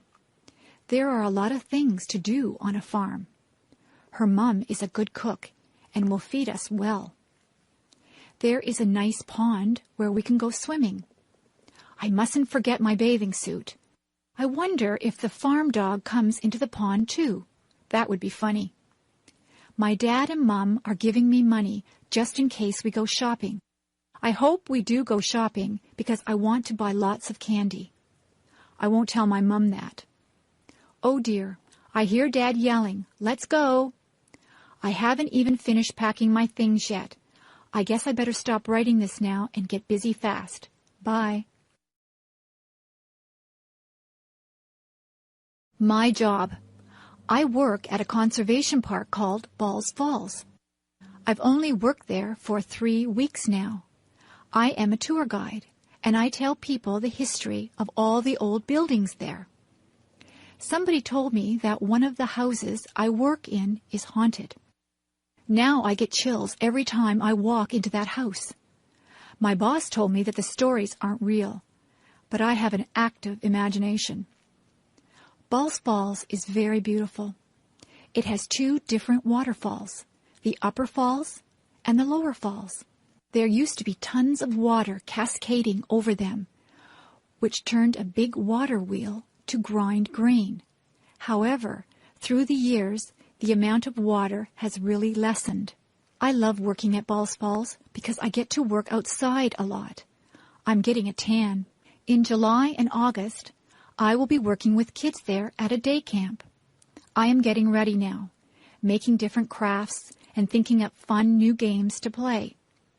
I can't wait to start working with them. I think that will be the best part of the summer. I will be going to work tomorrow.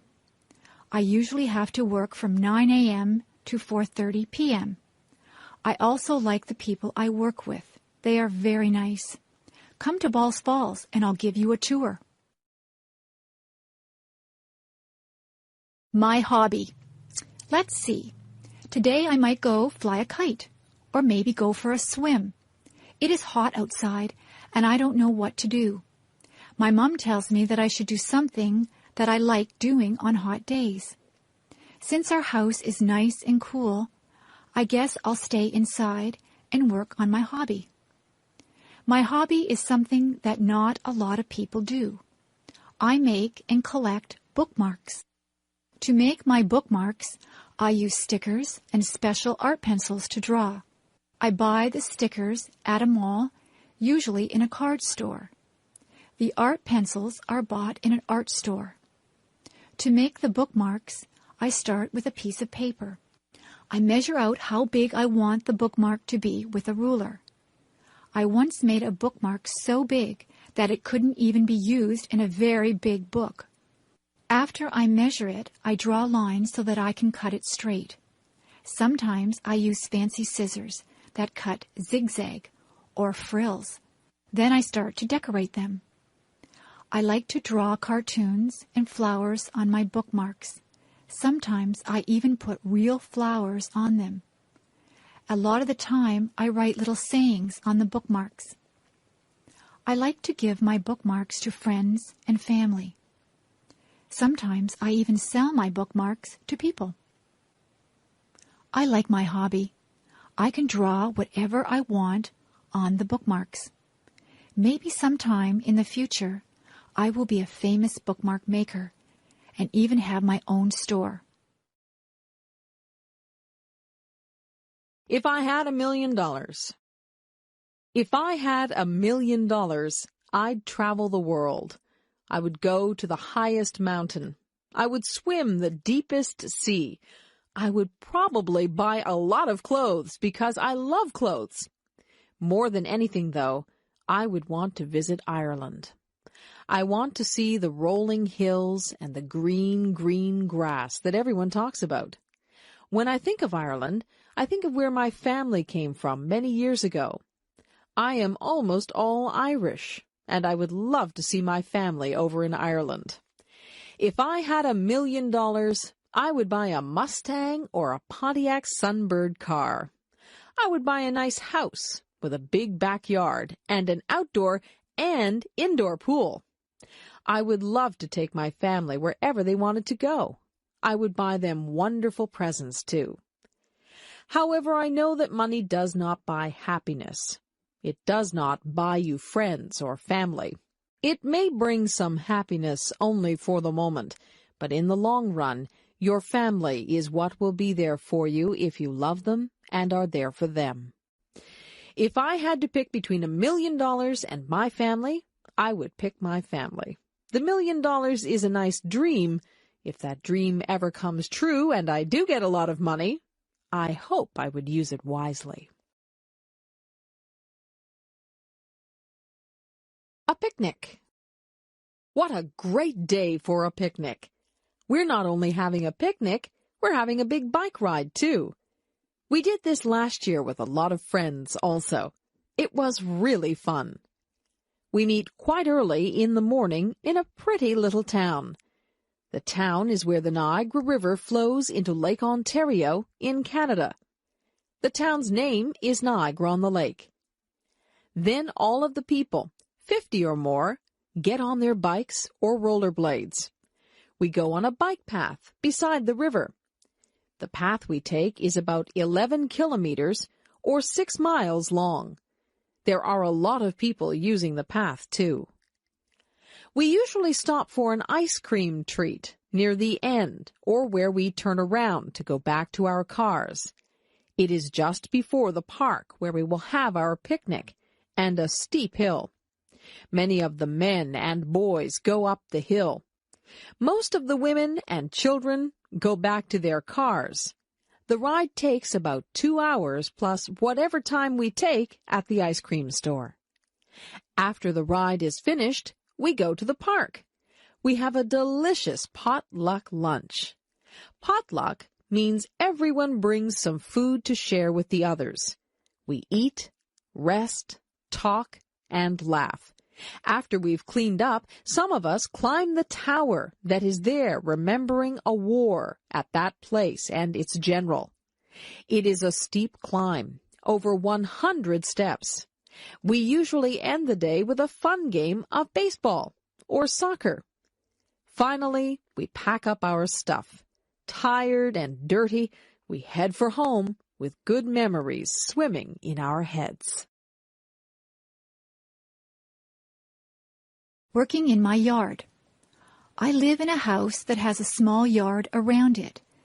In my yard there is a lawn and a garden. There is also a sidewalk that leads to my front door and a driveway that leads to my garage. Throughout the year, I work to maintain my yard. During the summer, I cut the grass that grows in my yard using a lawnmower. I like the smell of the grass when it has just been cut. But it's better not to cut the grass too short. When the weather is dry, I also put water on the lawn and garden so that the grass and flowers can grow. During the autumn, many leaves fall from the trees in my yard. I use a rake to collect the leaves from the lawn. Then I can put the leaves into bags. I can use the leaves to make fertilizer. When I was a kid, I didn't like the job of raking leaves, but now I don't mind it. Another job during the autumn is to remove flowers from the garden before cold weather arrives. During the winter, there is no work to do in the lawn or garden because they are covered in snow. But I need to keep the snow off my sidewalk and driveway. Whenever it snows, I use a shovel to clear the snow from the sidewalk and the driveway. Sometimes it snows a lot. If I didn't shovel the snow, it would soon be impossible to get into my house. During the spring, the snow melts. I clean up my yard by sweeping away the dirt and by removing weeds from the lawn and garden. I also put flowers back into the garden. It's nice to see them again after the long, cold winter. When spring comes, the grass grows very quickly, so I need to cut the grass quite often.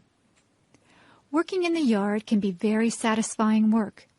It's so nice when the lawn and garden are looking green and healthy. Early morning. Yawn. I'm so tired. I don't like getting up in the morning. I wish I could sleep in until noon. My mom has to come into my room and shake my feet. "Get up, you lazy girl," she says. "It's time to rise and shine. It's a beautiful day." I raise my head, mumble and turn over, putting my pillow over my head.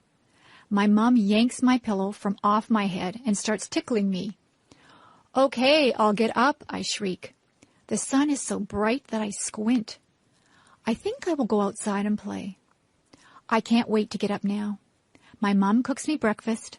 I have eggs, bacon, toast, and orange juice. When I finish my breakfast, I brush my teeth, comb my hair, wash my face, and then change into my play clothes.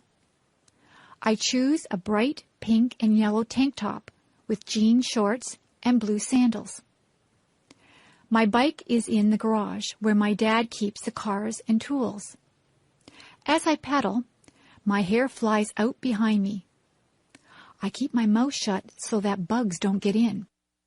I am going down a big hill now. I can hardly pedal anymore. My legs are moving so fast. I hang onto my handlebars tightly. I don't want to fall off. I finally am able to slow down as the road becomes level. I turn a corner and decide to go back home. I realize I now have to ride up the hill. I know I will be tired when I get to the top. I think that I will have some water now before I start to go up. It tastes great. It is so clean and cold. Well, I know that I have a big trip ahead of me, so I need to get going. Bye-bye. The wedding. We went into the church and sat down. There were pretty flowers at the front. There was beautiful organ music playing. The church was full of people dressed up nicely. Everyone was waiting to see the beautiful bride walk up the aisle. A hush, an intake of breath. There she was. Oh, she was so beautiful. She had a lovely long white dress with pretty lace and beads. Her hair was swept up off from her face. There were curls flowing down her back. Instead of a veil, she had little flowers in her hair. Her bouquet of tiny flowers was very, very pretty. Her dad looked very proud of her. He looked just a little sad, too. At the front of the church, the groom stood waiting. He had a beautiful, tender smile on his face. He took his bride's hand as her dad left her there. They smiled at each other.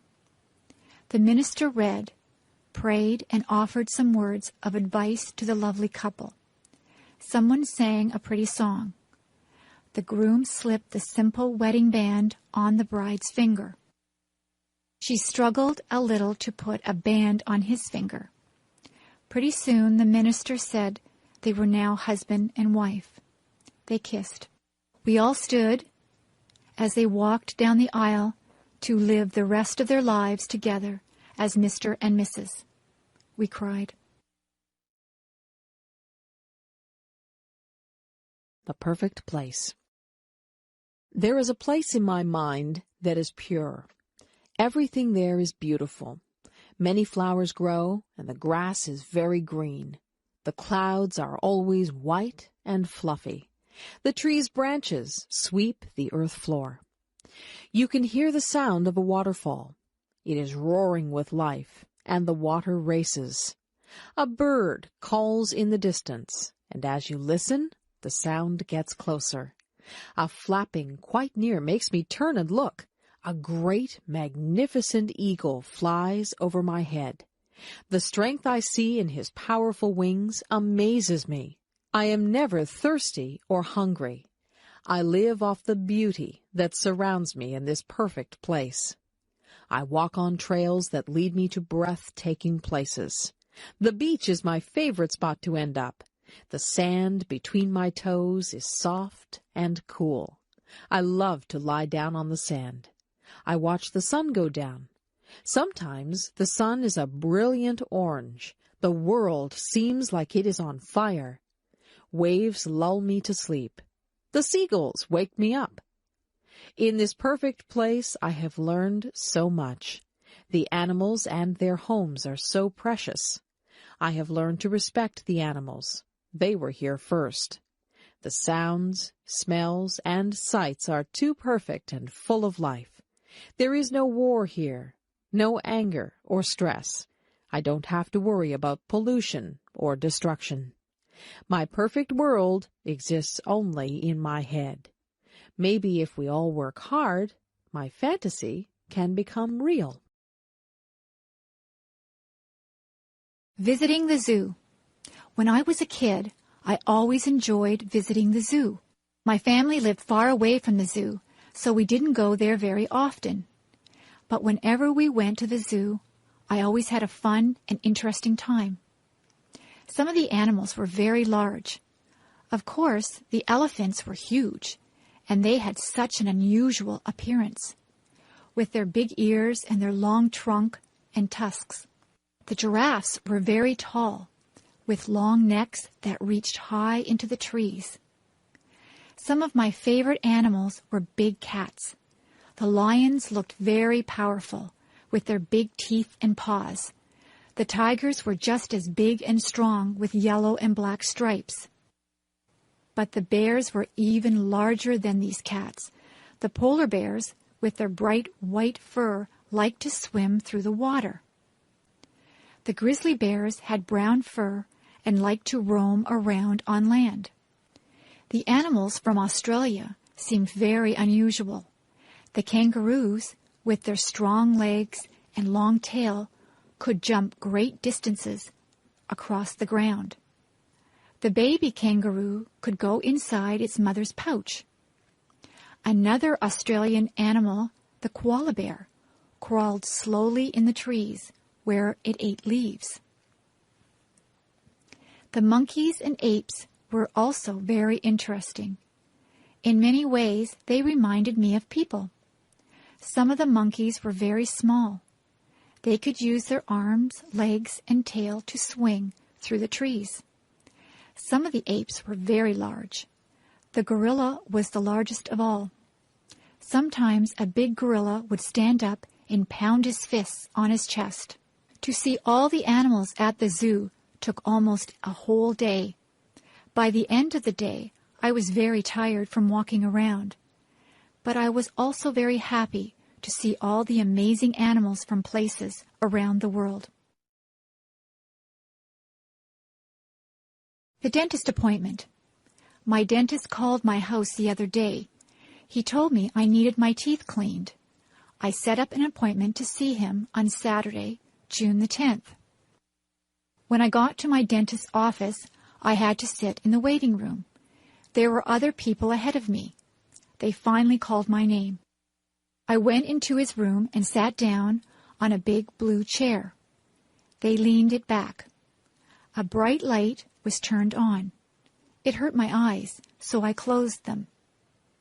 My dentist asked me to open my mouth. I did. I thought my mouth was very big, but he told me to open it even wider. Soon he began poking around to see if I had any cavities. He flossed my teeth and put fluoride around my teeth too. The fluoride tasted like bubble gum. I had to spit into a dish-like bowl. It squirted out water. My dentist kept asking me questions. I couldn't answer because there were weird tools in my mouth. When I tried answering back, he seemed to understand, though. His helper came into the room. She asked me to open my mouth again. I had to clamp down on something that felt like rubber. She put a big camera-type machine right next to my cheek. She did this on the other side of my face as well. They took 2 pictures of my teeth. It was really cool. The dentist told me my teeth were perfect. I didn't have any problems. I could go home. See you next year, he said. Daydream. Little Annie was very bored one lazy afternoon. She had nothing to do. She had already played with her brothers in the sandbox and had tea with them and her dollies, too. She had baked chocolate chip cookies with her mom and even tasted one. They were very good, she thought. Now Annie was trying to figure out what else she could do to pass the day away. Little Annie decided that she would go to her favorite spot in the world, the green, grassy field full of daisies beneath the great oak tree. She took a red and white blanket with her. She laid it down on the ground, and then she lay down on it. She lay there looking at the clouds, fluffy and white. She saw bunnies, huge gray elephants, and scary-looking crocodiles. Soon little Annie was drifting in and out of clouds and reality. The clouds started dancing with her, begging her to come and play. She got up from her blanket and joined the clouds. They flew over rooftops of all of the village people, swam with the fish in the lake, and said hello to all of the birds that they passed by. Little Annie was having so much fun. The clouds had formed into a chariot, so little Annie could drive if she wanted to. She drove over a rainbow that was bright in the sky. Then she shot through the branches of her friend's spruce tree. Annie suddenly came to a stop. Hearing someone call her name, Annie looked around. She blinked once, twice, and finally everything came into focus. Her brother was tugging at her leg, wondering why she was staring into outer space with a big grin on her face. "Oh," little Annie said, not really knowing that she had been sitting there all along. My friend in the next office. When I started my job a year ago at the university, I did not know my way around. I did not know where to find anything. I had a million questions. But Diane in the next office took me on a tour showing me the places to eat, the library, the lecture rooms, where to get a picture ID card, how to get from one building to another. When I had a question, I asked Diane how to use the telephone, where to make copies, where to print with my computer, the location of my mailbox. She teaches as I do. We both spend a lot of time helping students and answering their questions. She giggles a lot. I hear her laugh with her students. Sometimes she asks my advice about her work or about a problem, and I ask her advice. Sometimes she comes into my office and says, "I am really angry. Can I whine to you?" Then she talks about a problem, and I listen. And then she returns cheerfully to her office. Sometimes I go into her office and say, "I'm upset about something that happened. Can I come in for a minute?" Then I grumble to her, and she listens, and then I go back cheerfully to my office. Each of us feels better when we have shared our problems. Then they are no longer problems. Diane is shy in a group of people. She is quiet and does not start a conversation. Everyone around her talks, and she listens. On Friday afternoons, she makes popcorn for everyone.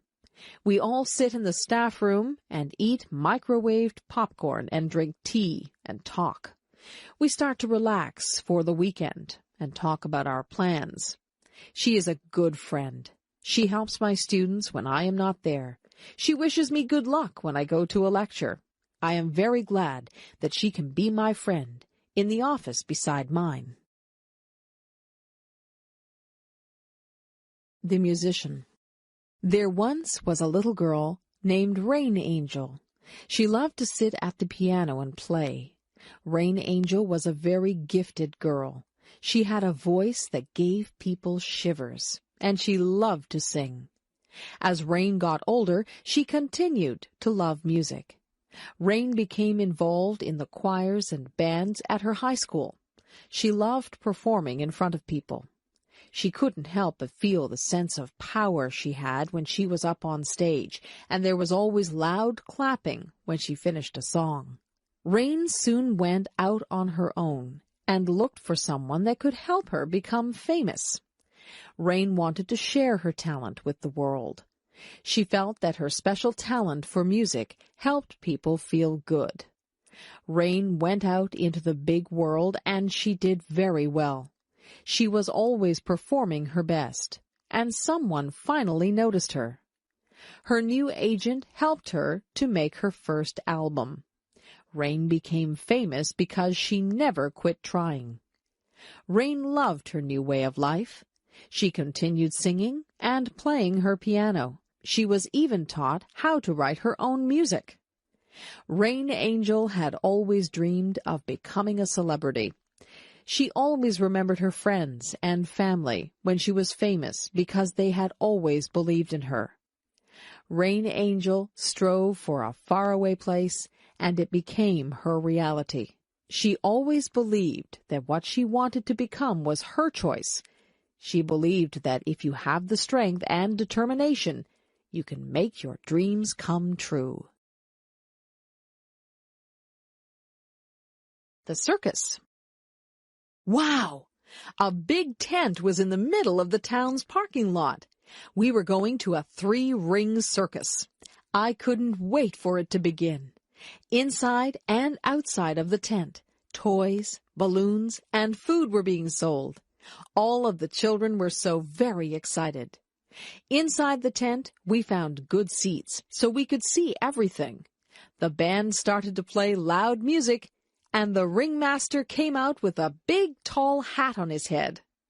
In one ring, there were small animals, dogs, monkeys, and parrots doing tricks. The dogs were dressed in funny clothes, and so were the monkeys. They rode on bicycles, danced, and climbed ladders. There were wild tigers and lions in a big round wire cage.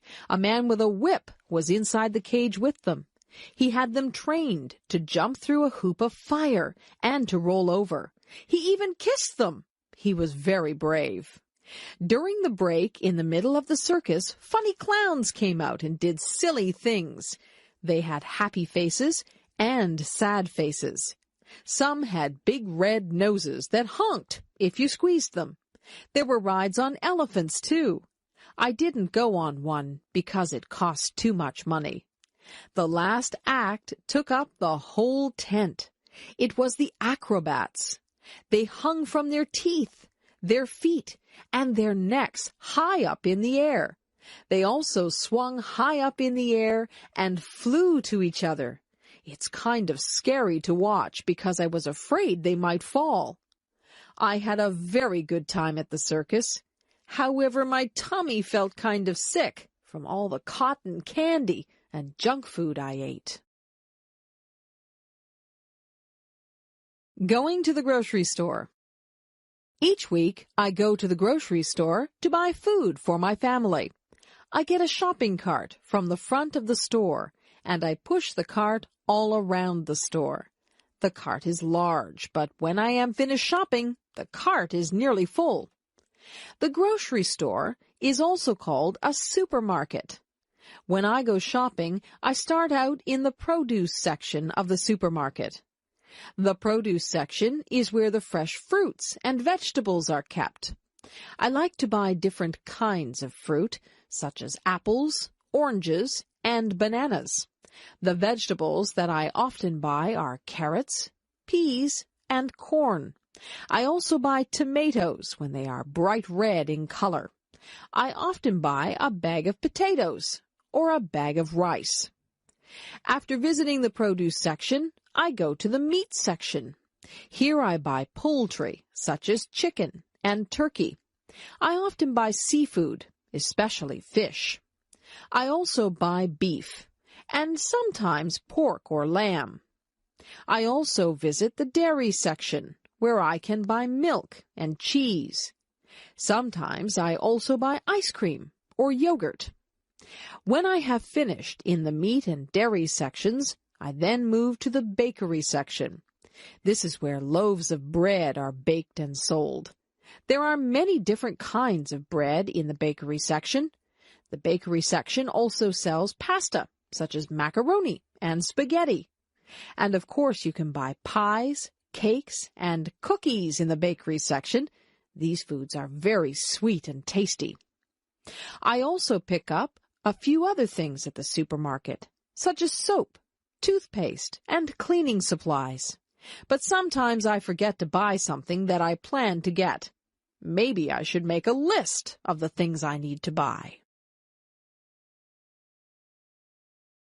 A day at the beach. When the hot summer weather arrives, many people like to cool off by visiting the beach. Often there is a cool breeze that comes off the water. And of course the water itself is cool and refreshing. One of the favorite activities at the beach is building sandcastles. Children use small shovels and pails to move the sand. They can build small forts and castles by carefully forming and shaping the sand. Building sand castles is a lot of fun, but you shouldn't build them too close to the water. A wave might come and wash your sand castle away. There are also many games that people like to play at the beach. Some people play catch with a small plastic disc called a frisbee. The frisbee glides smoothly through the air. Other people like to play beach volleyball in the soft sand. Some people prefer just to relax on the beach. They like to lie down on a blanket and feel the warm sunshine. I like to sit on the beach with an ice cream cone, but you have to eat it quickly before it melts. Of course, the main attraction of a beach is the water. Many children learn to swim at the beach and enjoy playing in the water. Some people like to swim vigorously. Other people like to relax in the water on an inflatable floating mattress. Other people just wade around in the water as a way to keep cool. When it is a windy day, some people try sports, such as surfing. Going to the beach is surely one of the best ways to spend a summer day. Making cookies.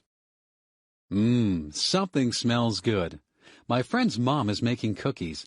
They are chocolate chip, my favorite. I think I'll go home and ask my mom if we can make cookies too. I run all the way home and rush through the door. I yell, "Mom, Mom!" She comes out from her bedroom, her eyes wide. "What?" she answers, a little worried. I breathlessly ask if we can please, pretty please, make cookies.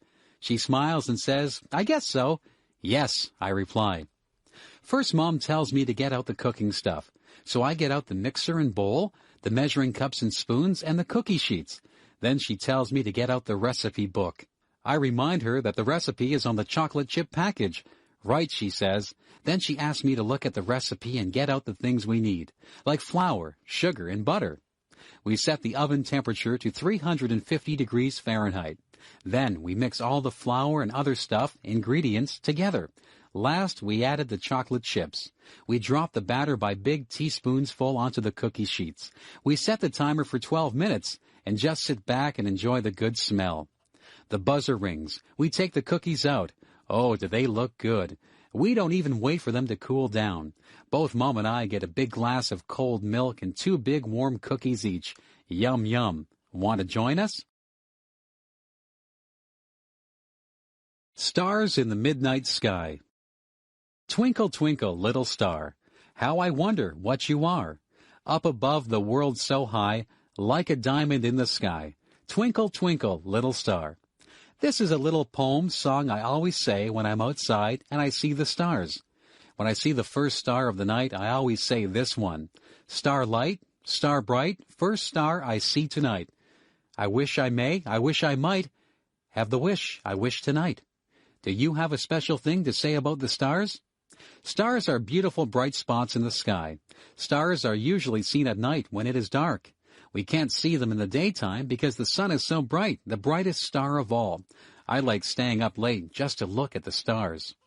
One time I was outside at midnight, and the stars seemed to sparkle and dance. They really did look like diamonds dancing in the sky. If you watch the stars long enough, you may see a falling star or a shooting star. I have seen both. A falling star is where the star just seems to drop, and it leaves a trail of what appears like stardust. A shooting star is very beautiful. It shoots across the sky, leaving a long trail of colorful stardust. Shooting stars seem to brighten up the whole sky. They usually seem quite close to Earth. Have you ever watched the stars and got the urge to reach out and touch them, or even join them in their secret dance? I wonder what it'd be like to see a star up close. Would it look like the moon? Maybe one day when I am older, I will go up in a rocket ship and visit the dancing stars in the midnight sky. Music. A song comes on the radio. My lips start to move, singing along. My fingers start to snap. My feet begin to tap. The music sinks deep into my soul. I listen to the music as it fills my brain, and I remember when I used to sing. I sang in front of huge crowds. I loved it when they watched me and clapped for me when I was finished. Letting out my feelings when I was sad, mad, happy, or glad was when I would sing. I sang in the shower. I sang in the rain. I sang in church. I sang walking down the street. Music has always been a big part of my life. It seems like I was a baby when I started playing the piano. I would sit on my sister's lap while she played the piano, and I would bang on the keys. I remember sitting beside her and learning how to sing. I sang my little lungs out. As I grew, I listened to other singers on tapes, the radio, and CDs. I took those things that I had heard from different singers and made myself sound like them. Soon I could take what I had heard all my life and make it into my own sound. I have always liked singing jazz and blues. I don't listen to jazz and blues a lot, however. I listen to pop, rock, classical, and some country. As you can see, I like many types of music. I have seen musicals, too, like Phantom of the Opera and Les Miserables. Those musicals were amazing. They were such bright costumes and stage sets, not to mention the wonderful songs and singing. Music has been on this earth since the beginning of time, and it touches everyone in a different way.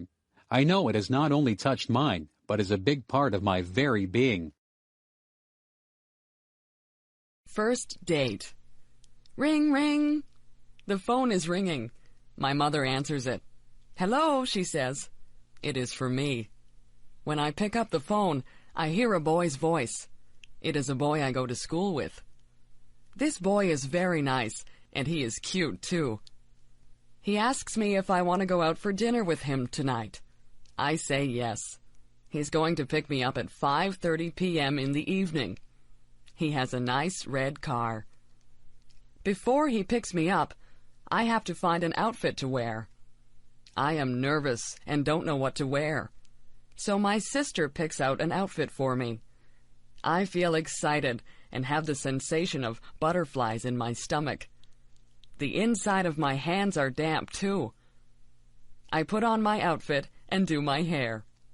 My sister gives me some nice clips to put in my hair. Ding dong! The doorbell buzzes. My date is here. I hurry to the door so I can greet him. He tells me that I look nice and that we are going to a place called MT Belly's. When we arrive at MT Belly's, there is loud music playing. A smiling waitress comes who serves us our food. I order a large Caesar salad. My date orders steak. When it arrives, the food looks and is delicious. The waitress asks us if we want dessert after we've finished. But we are too full. So we ask for our bill to pay. My date pays for the meal. I brought money just in case we would share the cost.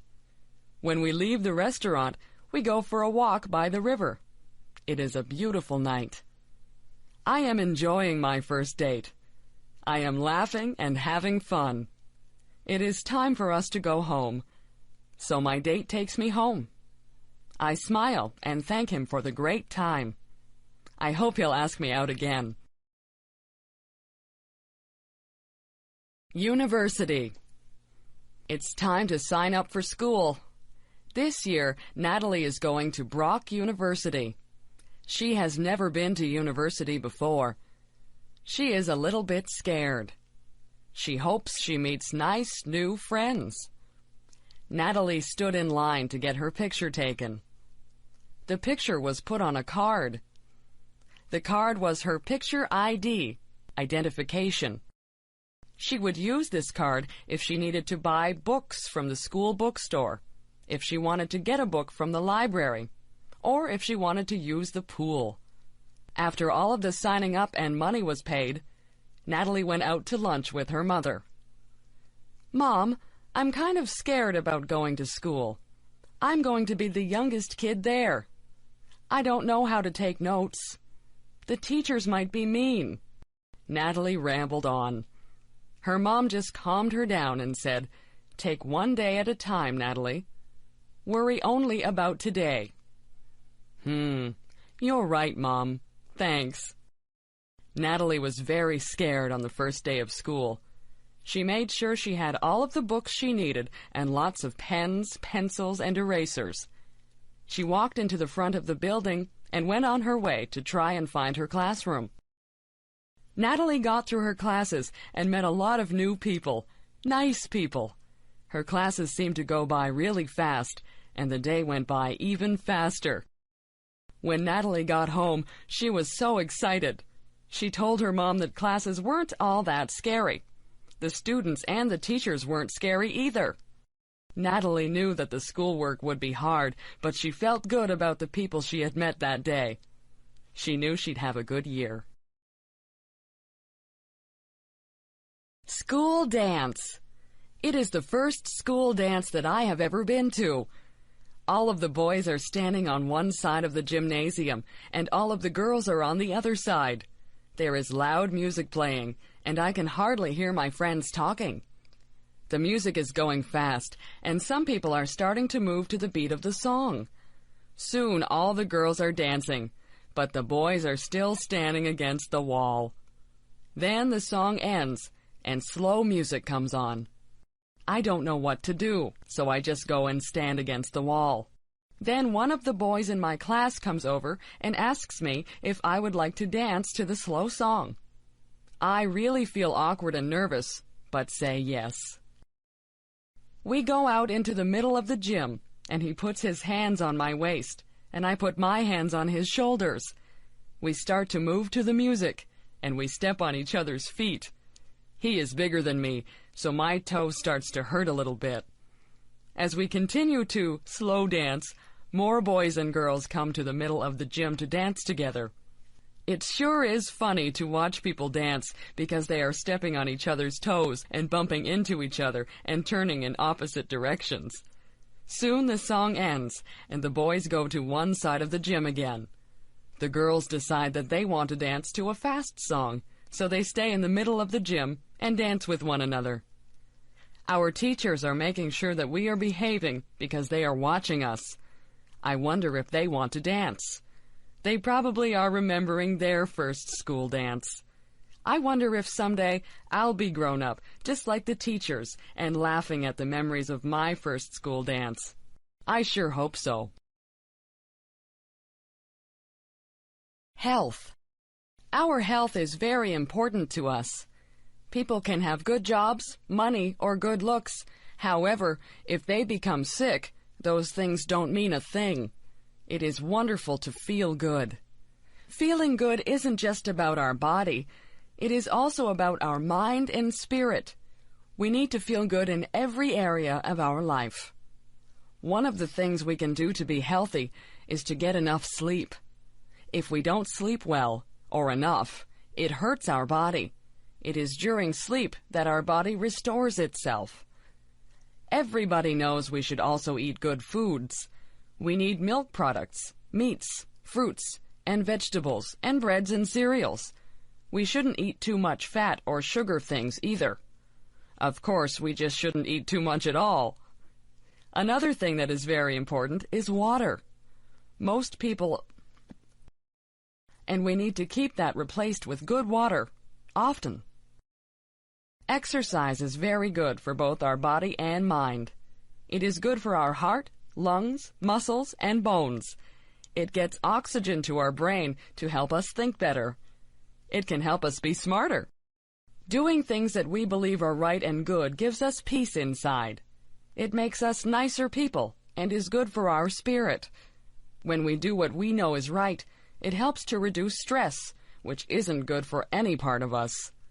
When we take care of our body, mind, and spirit, we feel good all over and inside too. What a beautiful world this would be if we could all work at doing these things for ourselves and also trying to be a help to others. Halloween. Ghosts, goblins, witches, princes and princesses, kings, queens, skeletons. So many of these things are walking down my street. Oh no! They are coming to my door. The doorbell chimes, and I slowly open the door. There, standing on my front porch, is a little ghost, and a cute little witch. They hold up a bag and say, "Trick or treat." I put candy into their bags, and they smile and say, "Thank you." Every October 31st is Halloween. That is when children dress up as different things. Not just funny people, but things like animals or fruits or vegetables. They go from door to door and get different candies or little toys from the people in the houses.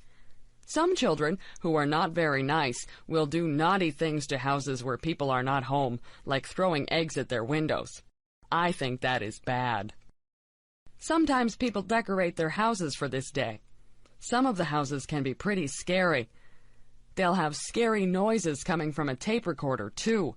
However, it's only for a few days out of the year, so we may as well have fun with it. This year, my brother is dressing up as a skeleton, and I'm dressing up as a bride. I am wearing my mom's wedding dress. It is fun dressing up in costumes and putting on lots of makeup. Sometimes our friends don't even know who we really are. The best part of Halloween is the candy, of course. I once got an entire garbage bag full of candy. My mom and dad took it away because I was eating too much. Mom gave me a piece of candy every day, though. If you eat too much candy, you can get a stomach ache. You need to remember to brush your teeth often, too, so you don't get cavities. Still, that candy sure does taste good. Well, it's time to go trick-or-treating, so off I go, door to door, getting yummy candy and hearing people say, "Oh, aren't you pretty?" New Year's. 10, 9, 8, 7, 6, 5, 4, 3, 2, 1. Happy New Year! What is New Year's? Well, to me, a new year is when the date of the year changes. This year it is 2001, and on December 31st at midnight, it will change to 2002. I wonder who invented the changing of the years, and how it was made the way it is. It must have been someone a long time ago, since it's already 2001. When New Year's comes closer, a lot of people talk about New Year's resolutions. I don't bother making resolutions, because I never do them anyway. And the ones I do make are usually ones that will happen anyway. I guess it's just common sense. The biggest reason why I like New Year's is because of the fireworks that we have here in Canada, and many other countries too. You should see some of the fireworks that go off. There are many different colors. There's pink, blue, purple, yellow, green, red, even white, silver, and gold. Fireworks make loud bangs, squeals, siren sounds, and sometimes all at once. There are lots of different sounds, but I can't even explain what they are all like. Fireworks are best when it's very dark outside. They light up the whole sky. Sometimes they look as though they are going to fall on you. I like New Year's because it's fun in other ways, but the fireworks are the best. You can buy fireworks to use for your own fireworks show. However, you have to be careful that no one gets burned or hurt. Usually there are parties at New Year's. Some people really dress up fancy and even wear masks. They don't know who one another is until midnight when they take their masks off. As midnight comes very close, everybody begins to count down, and then everyone yells out, "Happy New Year's!" and bangs pots and pans or rings bells or honk horns. Join me in the countdown on New Year's Eve. 10, 9, 8, 7, 6, 5, 4, 3, 2, 1. Happy New Year! More music. I like music. I have always liked music. Even when I was very young, I liked music. I like to listen to it and to make it. When I was a little girl, listening to nice music would sometimes make me cry. That may seem silly, but the music was so pretty that I cried. As I grew older, I started to take piano lessons. I was not very good at first, but after a while, I got better. Also, as I grew older, I started to take violin lessons. I did not sound very good at all at first, but I improved. When I was a teenager in high school, I made sure I had music classes every year. Those were the classes I enjoyed most of all. Everyone loved music, and we had a lot of fun. I started to take private singing lessons while I was in high school, too. I also sang in the choir, played in a band, and acted in plays in high school. The plays were all musicals, so I got to sing and dance and enjoy music that way also.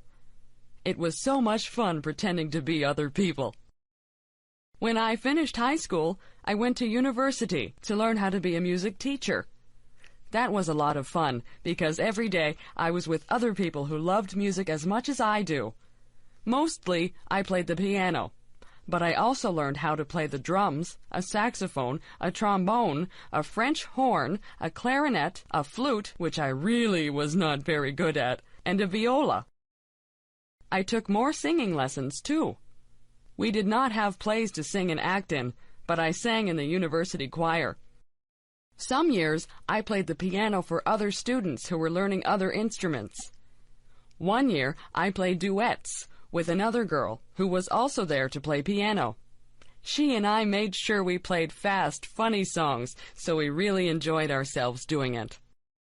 Now I am a music teacher. I do not have a lot of students, not as many as I used to have anyway. I still find it very rewarding. I like to see people who start off not knowing very much, if anything, and go on to be very good at creating music. I still love listening to music also. Music makes me happy when I am sad. It makes me want to dance or sing when I'm already happy. Mostly, music just makes me glad that I am me and that music is alive in me. Babies. My baby is asleep in my arms. Her soft cheek rests against my chest, while her sweet breath puffs gently on my skin. Her tiny lips are puckered a bit, her little eyelids flutter. I wonder what she dreams about as she sleeps. Does she dream? I have heard her whimper in her sleep. Sometimes she awakens with a scream. What is so scary in her little baby dreams? Once I heard her giggle as she slept. Her dreams must have been sweet that day. I have had 3 babies. The one I am holding now is my last one. My other babies are grown up more and now at school. I love their childish play and laughter. I miss their baby dimples and their baby sounds and smells. There is such joy in the birth of a new baby. We hear their first little cry, telling us all is well with their small world. We feel their newborn skin, wrinkled, soft, and slightly damp. We feel each little limb and are filled with wonder and humility. Life is good as baby takes its first food from its mother. Family gathers around, each waiting to hold and love this newest member. Each time the baby cries, its mom worries, and their bond becomes stronger. Babies have their own special smell. Some have described it as milk and innocence. It is the sweetest smell on earth, I think. It cannot be copied. Somehow, it disappears as baby grows. I love to hear my baby talk. Once in a while, I can even understand a little bit. She is so serious in her baby talk that I just have to pick her up and hug her. I love to hear her say, "Mommy." When my baby is tickled, or when the dog or her big brothers do something funny, it is so sweet to hear her baby laugh.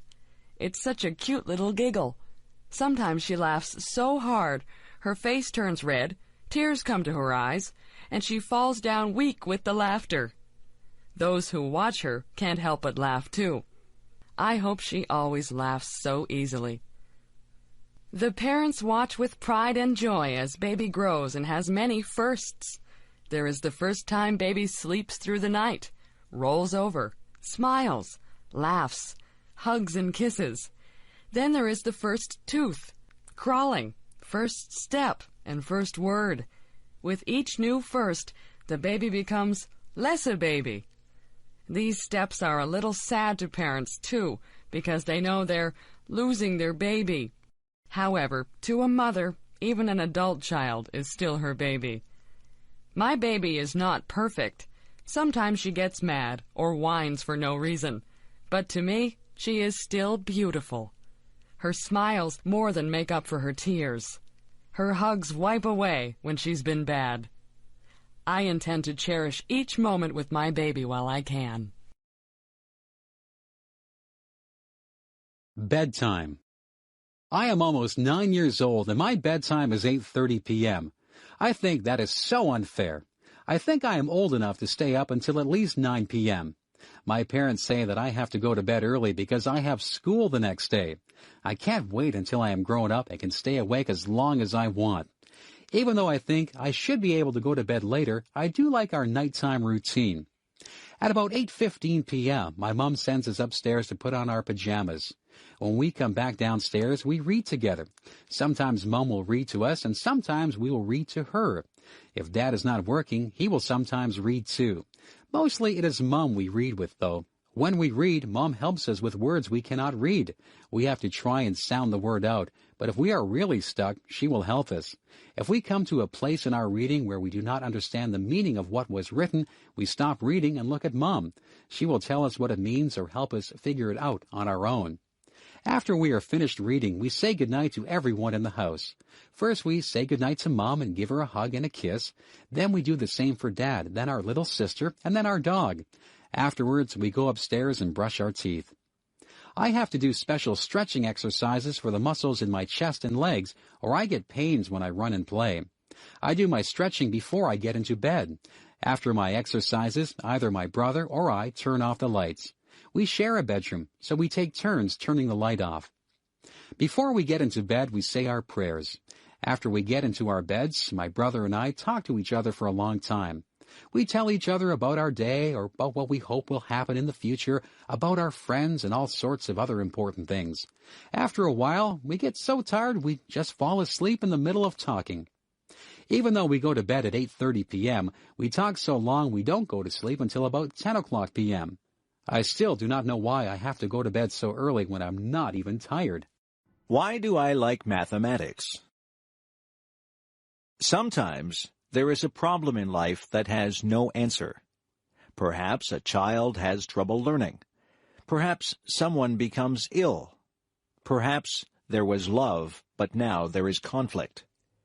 These problems are hard to solve. There is no single answer.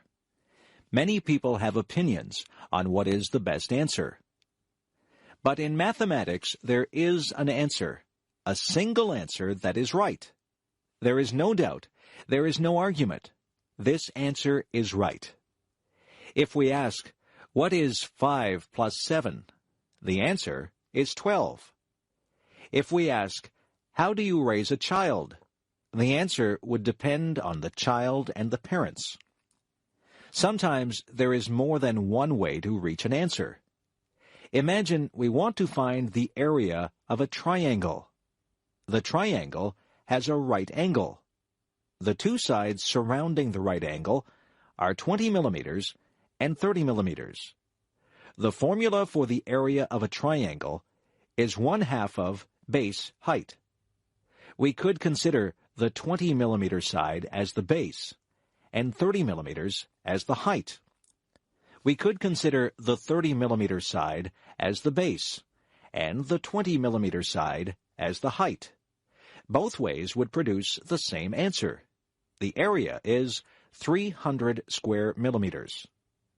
Alternatively, we could consider the base as the third side of the triangle, and then we would have to draw a height and measure it. The height would be neither 20 nor 30.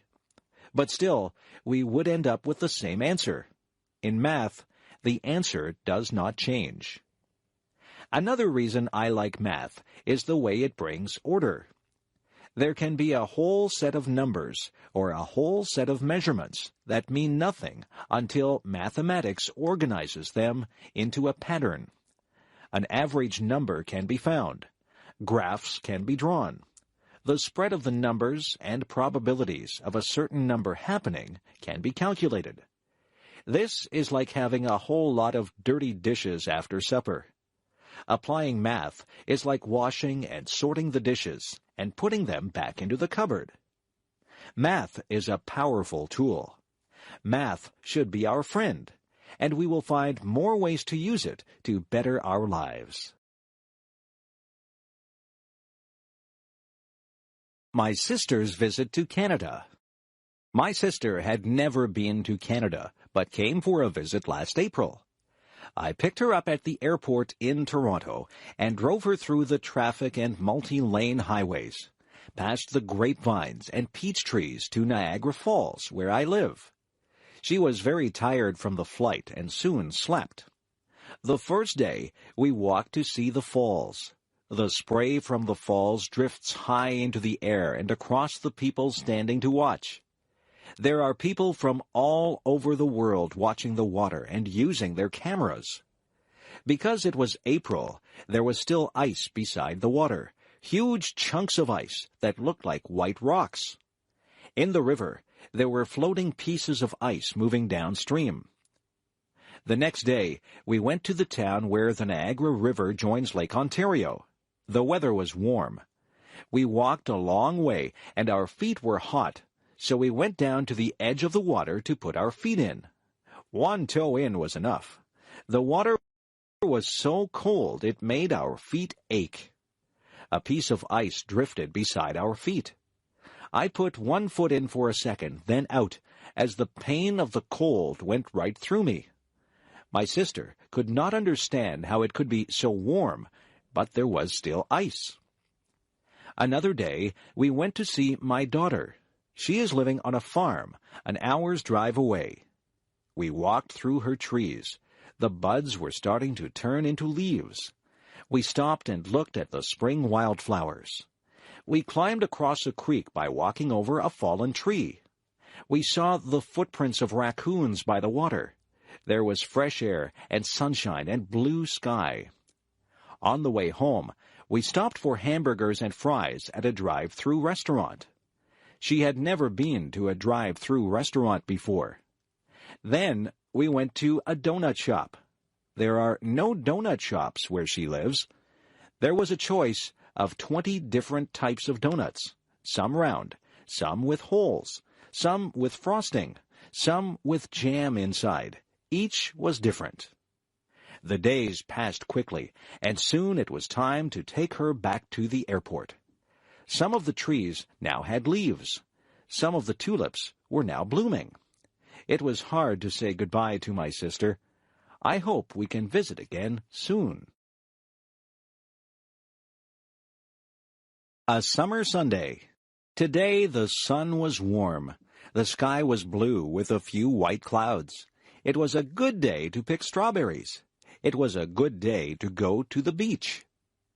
I drove to a pick-your-own farm where people can pick their own fruit and buy it. There the fruit is very fresh and delicious. The owner of the farm gave everyone a row to pick their strawberries. Everyone was wearing sun hats. I knelt down on the straw between the rows and picked the big, juicy red berries. I tasted one. It was warm from the sun.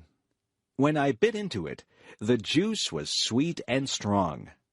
When 3 big pails were full, I went to pay for them and picked up some recipes for some strawberry desserts. I packed 2 of the pails in a cooler with some ice, and the other one we would eat at the beach. I met my daughter at the beach. She had a soft pink blanket on the sand. This beach is beside a lake, and across the lake, about 50 kilometers away, the large city can sometimes be seen. Today, the wind blew cooler air across the lake over the people on the beach. There were children playing in the water. One man helped his son dig holes in the sand, and the water ran into the holes. One lady held her children's hands and walked down into the water. Families climbed over the rocks and sat on the last rock where the water was deep. Teenagers rode bicycles and rollerblades along the path beside the beach. Adults walked and ran along this path, carrying water bottles around their waists. We sat on the blanket and ate sandwiches of meat and lettuce and strawberries from the pail. We talked and read books and lay in the sun, relaxing. We wore sunscreen, but our skin was getting hot. How cold was the water? We walked across the sand that almost burned our feet to the edge of the water. She went right in and lay down floating. I put my toes in and felt the chill through my body. I went up to my knees, then my thighs, but that was far enough. My whole body was cooled down. I headed back to the blanket to lay in the sun again. Soon it was time to go home. She was coming to my house for supper. We drove down the highway with the windows open and our hair blowing in the warm breeze. We cut the strawberries up and made a strawberry dessert with cake and ice cream. We sat outside in the backyard under the maple trees with the birds singing around us and ate our supper. It was a perfect ending to a relaxing summer day. My parents. My parents live in England, and I live in Canada. I don't see them often. They used to come and visit on a plane, and we would pick them up at Toronto Airport. But now they are older and say the flight is too long for them. I went to visit them last year with my son, their grandson. They live by the ocean, and we could hear the sound of the waves through the bedroom window and see the blue water of the English Channel. There is an island with a castle on top in the bay. We walked many times on the beach and picked up pebbles and feathers. We visited the island and walked up the steep hill to the castle. My mother likes to cook.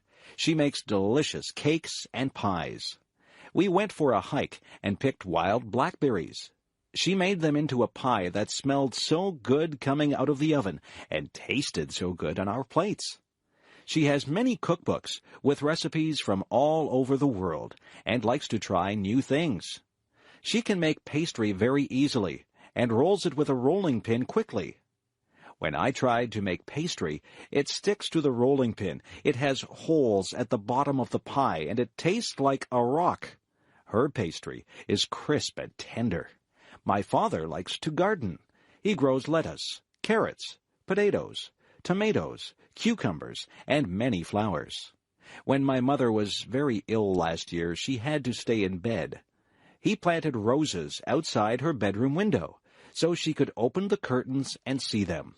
Their house has a small room with windows all around, and they plant seeds there in winter in small pots.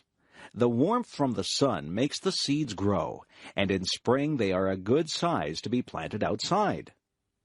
In the house beside them and in the house in front of them, there are older ladies whose husbands have died. These ladies do not drive, so my father takes my mother and the two ladies to the town for shopping every week. He helps one find her groceries because she cannot see well. He helps her take tapes of books from the library so she can listen to books instead of reading them because of her eyes. He helps them cut their grass and fix anything that is broken in the house. I am very proud of my parents. They are over 80 years old and often hurt when they move around, but still, they help other people and they help each other.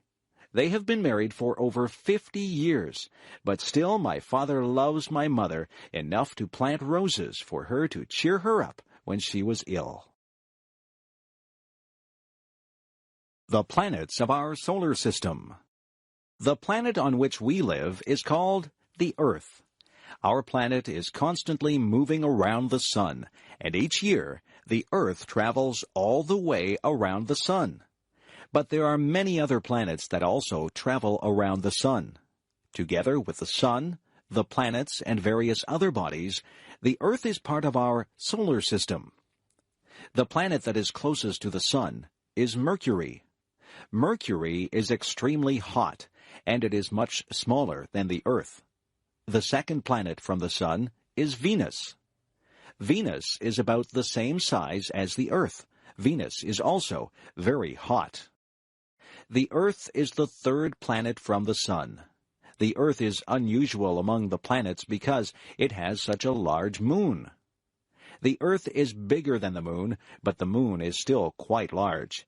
It takes about 1 month for the moon to travel around the Earth. The fourth planet from the sun is Mars. Mars is known for its red color. Mars is smaller and colder than the Earth. Mars has 2 very small moons. After the planet Mars, there are many small bodies called the asteroids. These rocky objects are much smaller than the planets. The first 4 planets are all made of rock and metal. The remaining planets, however, are mostly made of frozen gases. The 5th planet is called Jupiter. Jupiter is the largest planet. It has many moons that travel around it, and it also has a large red spot. The 6th planet is called Saturn. Saturn is the 2nd largest planet, and it is famous for the wide rings that surround it. These rings are made up of many smaller objects that are found in the same area. The 7th planet is called Uranus. The 8th planet is called Neptune. These planets are also gas giants, but they are smaller than Jupiter and Saturn. Both Uranus and Neptune are so far from the Sun that scientists only discovered these planets during the past few hundred years using telescopes. The other planets had all been visible to curious people for many thousands of years. The 9th planet is called Pluto. Pluto is very small, and it is much more rocky than the gas giants. Some scientists believe that Pluto is not really a planet at all. They suggest that Pluto is the largest of many asteroids that are found at the edge of the solar system. The solar system is a vast place. So far, people have not traveled beyond the moon, but perhaps someday human astronauts will visit the other planets of our solar system. Learning to drive. Each year, many young people learn to drive a car. For many people, learning to drive is important because the car is an important method of transportation in many places. Before learning to drive a car, it is important to understand the rules of the road. A beginning driver should already understand the many signs that are found along the roads. Also, the student driver should know the many rules about changing lanes, turning, stopping, and many other aspects of driving. In addition, the driver should be familiar with the way the car is operated. It is important to know how to use the lights, signals, brakes, accelerator, and steering wheel. When a person starts learning to drive, it may take some time to become skillful. It takes some practice to become an expert in driving a car. One must become familiar with steering, speeding up, and slowing down. At first, it is good to practice driving in a large open space, such as an empty parking lot. Here, one can practice without being a danger to anyone. When a person gains some skill in driving, it is then safe enough to practice driving on a road. Of course, a student driver must still be very careful. He or she should always have an expert driver in the car with him or her. Many beginning drivers take driving lessons from professional instructors who can teach safe driving techniques. Eventually, the young driver is ready for a driving test, which is needed to obtain a regular driver's license. This test is supervised by a government official.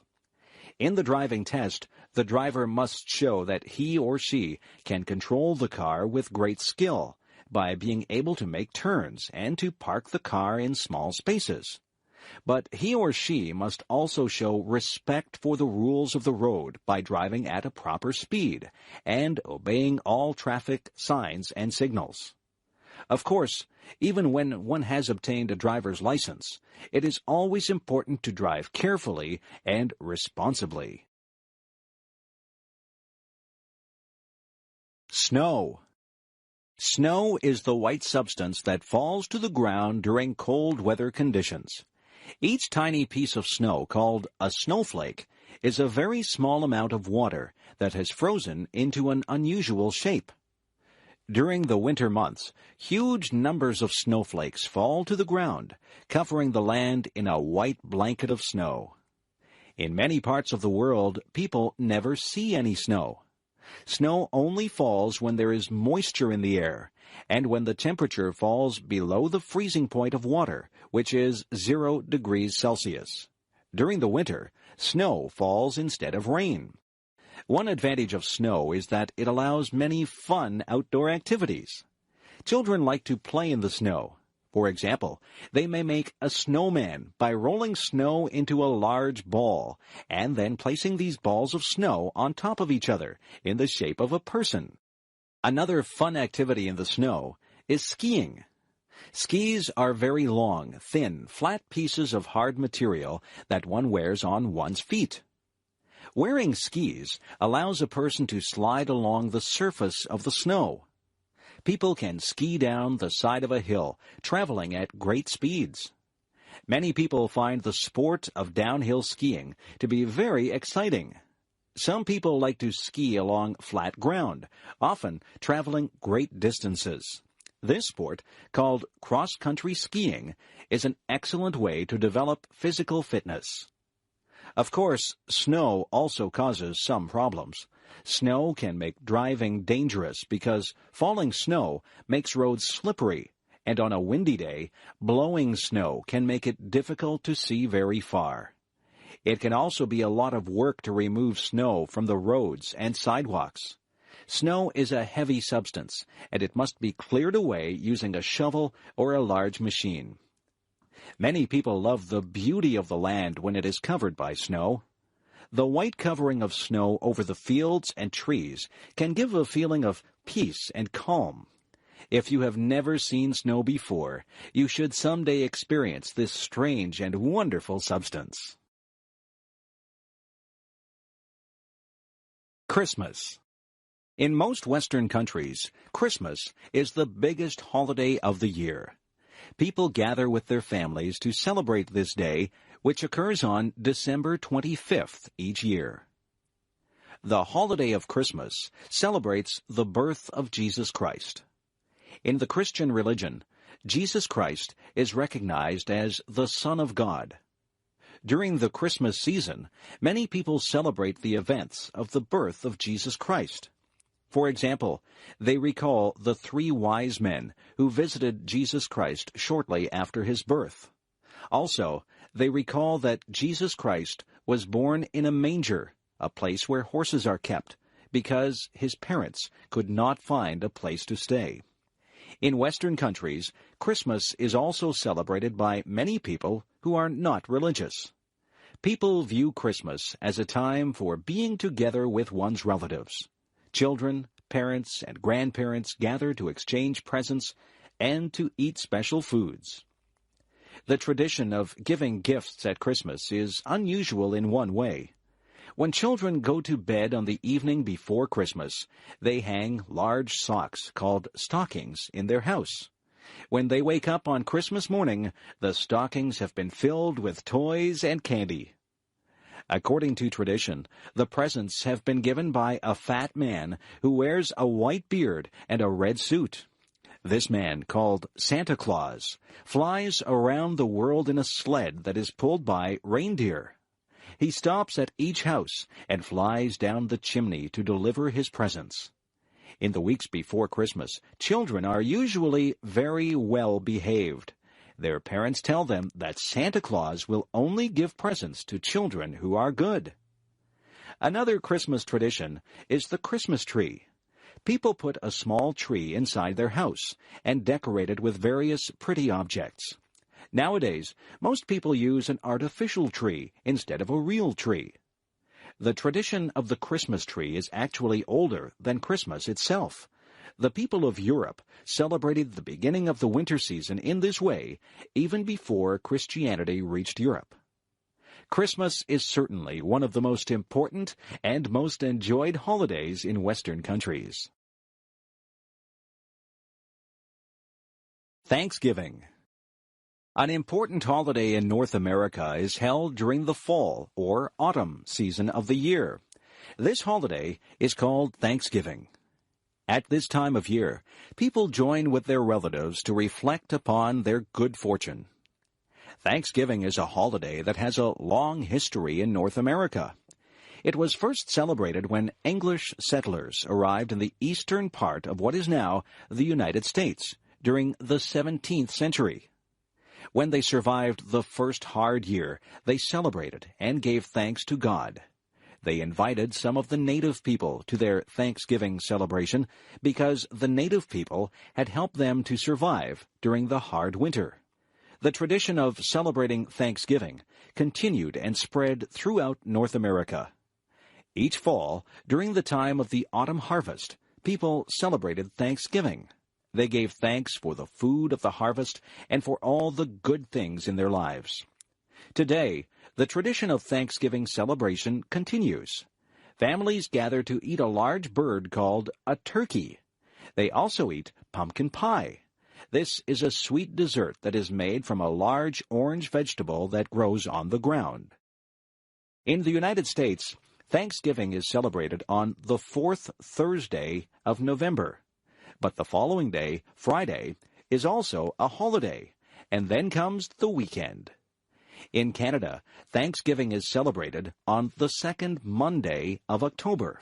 The reason for the earlier celebration in Canada is that the weather is colder than in the United States. This means that the harvest happens earlier in Canada, so Thanksgiving is held at an earlier date. But in both countries, Thanksgiving is a very pleasant time of year. Halloween. The holiday called Halloween is celebrated on October 31st of each year. Halloween is not an official holiday. Everyone goes to work or to school on Halloween, just as on any other day. But Halloween is still one of the holidays that children like the most. Why do children like Halloween so much? There are two reasons: costumes and candy. On the evening of October 31st, children dress up in strange and unusual costumes. They wear costumes that may look like a witch, a monster, or many other weird things. Putting on these scary costumes is a lot of fun for children. After the children put on their costumes, they walk from house to house during the evening. The children carry large bags with them. At each house, they stop and knock at the door. When an adult opens the door, the children shout, "Trick or treat!" The adult who opens the door pretends to be frightened and then puts pieces of candy into each child's open bag. At the end of the evening, the children have visited many houses and have collected much candy. During the next several days, they can feast upon the sweet candies that they have received. Another Halloween tradition is very unusual. In each house, a family gets a very large, round orange vegetable called a pumpkin. They cut a hole in the top of the pumpkin and empty out the flesh and seeds of the vegetable. Then they cut holes in the side of the pumpkin so that it appears to have eyes, a nose, and a mouth. When the carving is finished, the pumpkin looks almost like a person's face. When the pumpkin has been carved to look like a face, people place a light inside the pumpkin so that the vegetable seems to glow in the dark. This strange-looking face is called a jack-o'-lantern. On Halloween evening, one can see many of these jack-o'-lanterns, some of which are very beautifully carved. Halloween is truly a fun and interesting holiday, especially for children. Easter. Traditionally, Easter has been one of the most important holidays of the Christian religion. For Christians, the Easter holiday celebrates the death of Jesus Christ, who died for the benefit of all people. The exact date when Easter is celebrated is different each year, but it is always held in early spring, during March or April. There are two very important days that make up the Easter holiday, which occurs during the spring season. The first of these days is called Good Friday. Christians recognize Good Friday as the day when Jesus suffered and died on behalf of humanity. The second of these days is called Easter Sunday. Easter Sunday occurs 2 days after Good Friday. Christians celebrate Easter Sunday as the day when Jesus rose from the dead and went to heaven. For Christians, Easter is the most solemn holiday of the year. Many people attend church services on Good Friday and on Easter Sunday. Easter is also a time for celebration. Some Easter traditions come from old springtime festivals that existed even before Christianity. One of the traditions associated with Easter is the painting of Easter eggs. People take chickens' eggs, make them hollow, and then paint them with beautiful colors. Some people paint very beautiful and complex designs on the Easter eggs. Another Easter tradition is the Easter Bunny. According to tradition, the Easter Bunny is a magical rabbit that visits the homes of children on the night before Easter Sunday. The Easter Bunny hides chocolate candies shaped like eggs throughout the child's house. On the morning of Easter Sunday, the children must search throughout the house to find these many hidden treats. The Easter holiday is an important time, both as a religious holiday and as a celebration of springtime. My friends. 2 of my best friends are named John and Jane. John and Jane are related to each other. In fact, they are brother and sister. Not only are they brother and sister, but they are also twins. Their mother gave birth to them only a few minutes apart. I first met John and Jane when we were only 5 years old. We went to kindergarten classes at the same school. Because the house where John and Jane lived was close to my family's house, I often walked to school with John and Jane. When we weren't at school, John and Jane and I often played together. Sometimes we would play sports and games. Sometimes we would play in the forest looking for birds and animals. On rainy days, we would stay inside and play with toys and dolls. On warm summer days, we would go swimming in the lake that was near the place where we lived. I often visited John and Jane at their house. On many occasions, I had lunch at their place. John and Jane's parents were very nice to me. Of course, John and Jane often visited my house, too. My parents enjoyed it when John and Jane came over for lunch. When I became older, I remained friends with John and Jane. Sometimes we would study or do our school homework together. Sometimes we worked at the same part-time jobs to make extra money. We often helped each other in various ways. Sometimes I did a favor to help John or Jane, and sometimes they did favors to help me. Eventually, when we grew up, I moved to a different town. Both John and Jane also moved to different places. But I am still good friends with John and Jane. 2 years ago, I went to Jane's wedding, and last year, I went to John's wedding. I think I will probably always be friends with John and Jane. Having friends is very nice. I am very lucky to have had good friends such as John and Jane. Hobbies. Hobbies are activities that people do in their spare time for the sake of enjoyment. A hobby usually involves work of some kind, but the work is fun for the person who does it. Some people enjoy their hobbies very much and like to spend much time on those hobbies. There are many different hobbies that people enjoy. One of the most popular hobbies is gardening. Many people enjoy growing beautiful flowers or tasty vegetables in a garden near their house or apartment. People who have a garden enjoy seeing the results of their work when flowers show their bright, beautiful colors. But gardeners also enjoy the tasks of gardening itself. They like to work in the soil, planting and watering their flowers. Another popular hobby is photography. Some people enjoy taking pictures of the people and places around them. People who enjoy photography may sometimes buy expensive cameras that allow interesting photographs to be taken.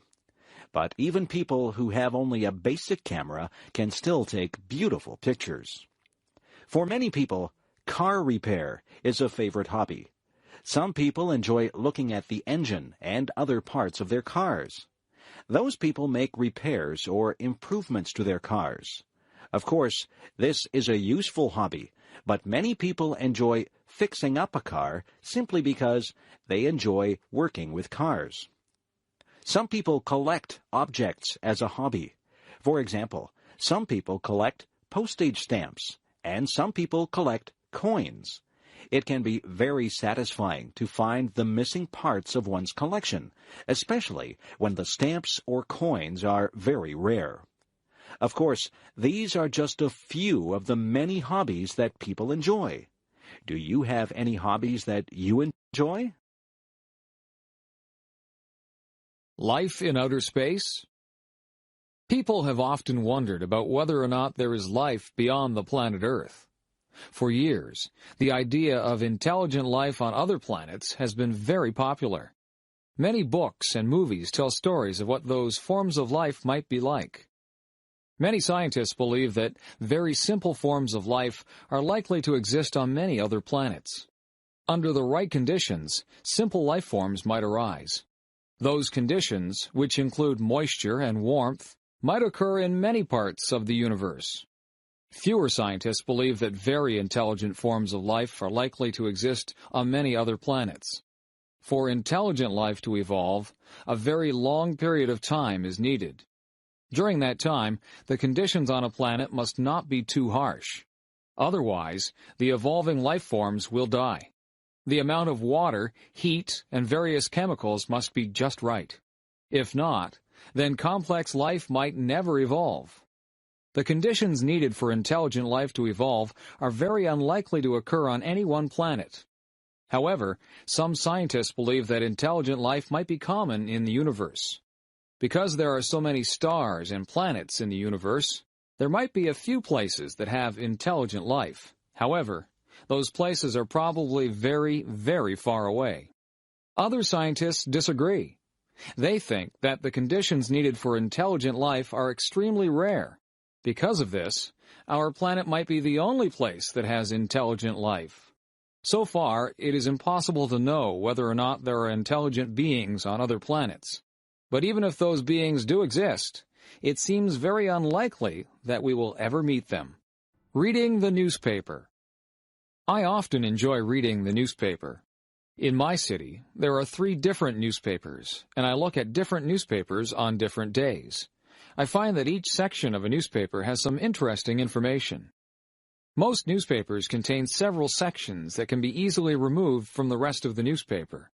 The main section is found at the front of the newspaper. This section usually contains the most important news from around the world, from around the nation, and from the local area. Sometimes the main section also includes some pages that contain opinions about the news. The editors of the newspaper write an editorial opinion. Other writers provide many different opinions about current events. Also, some readers of the newspaper write letters to the editor in which they express their opinions.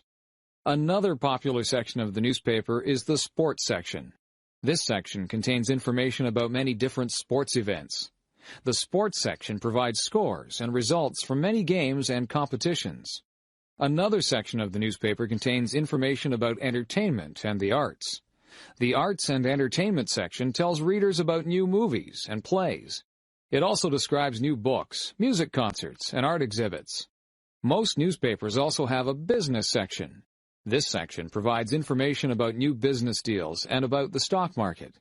Many people read the business section of the newspaper to gain information and advice about investing their money. Finally, newspapers usually have a section for classified advertisements. This section allows people to advertise about things they want to buy or sell. It also gives notices about job openings. Reading the newspaper is surely a good way to keep informed about many different events in the world around us. Summer jobs.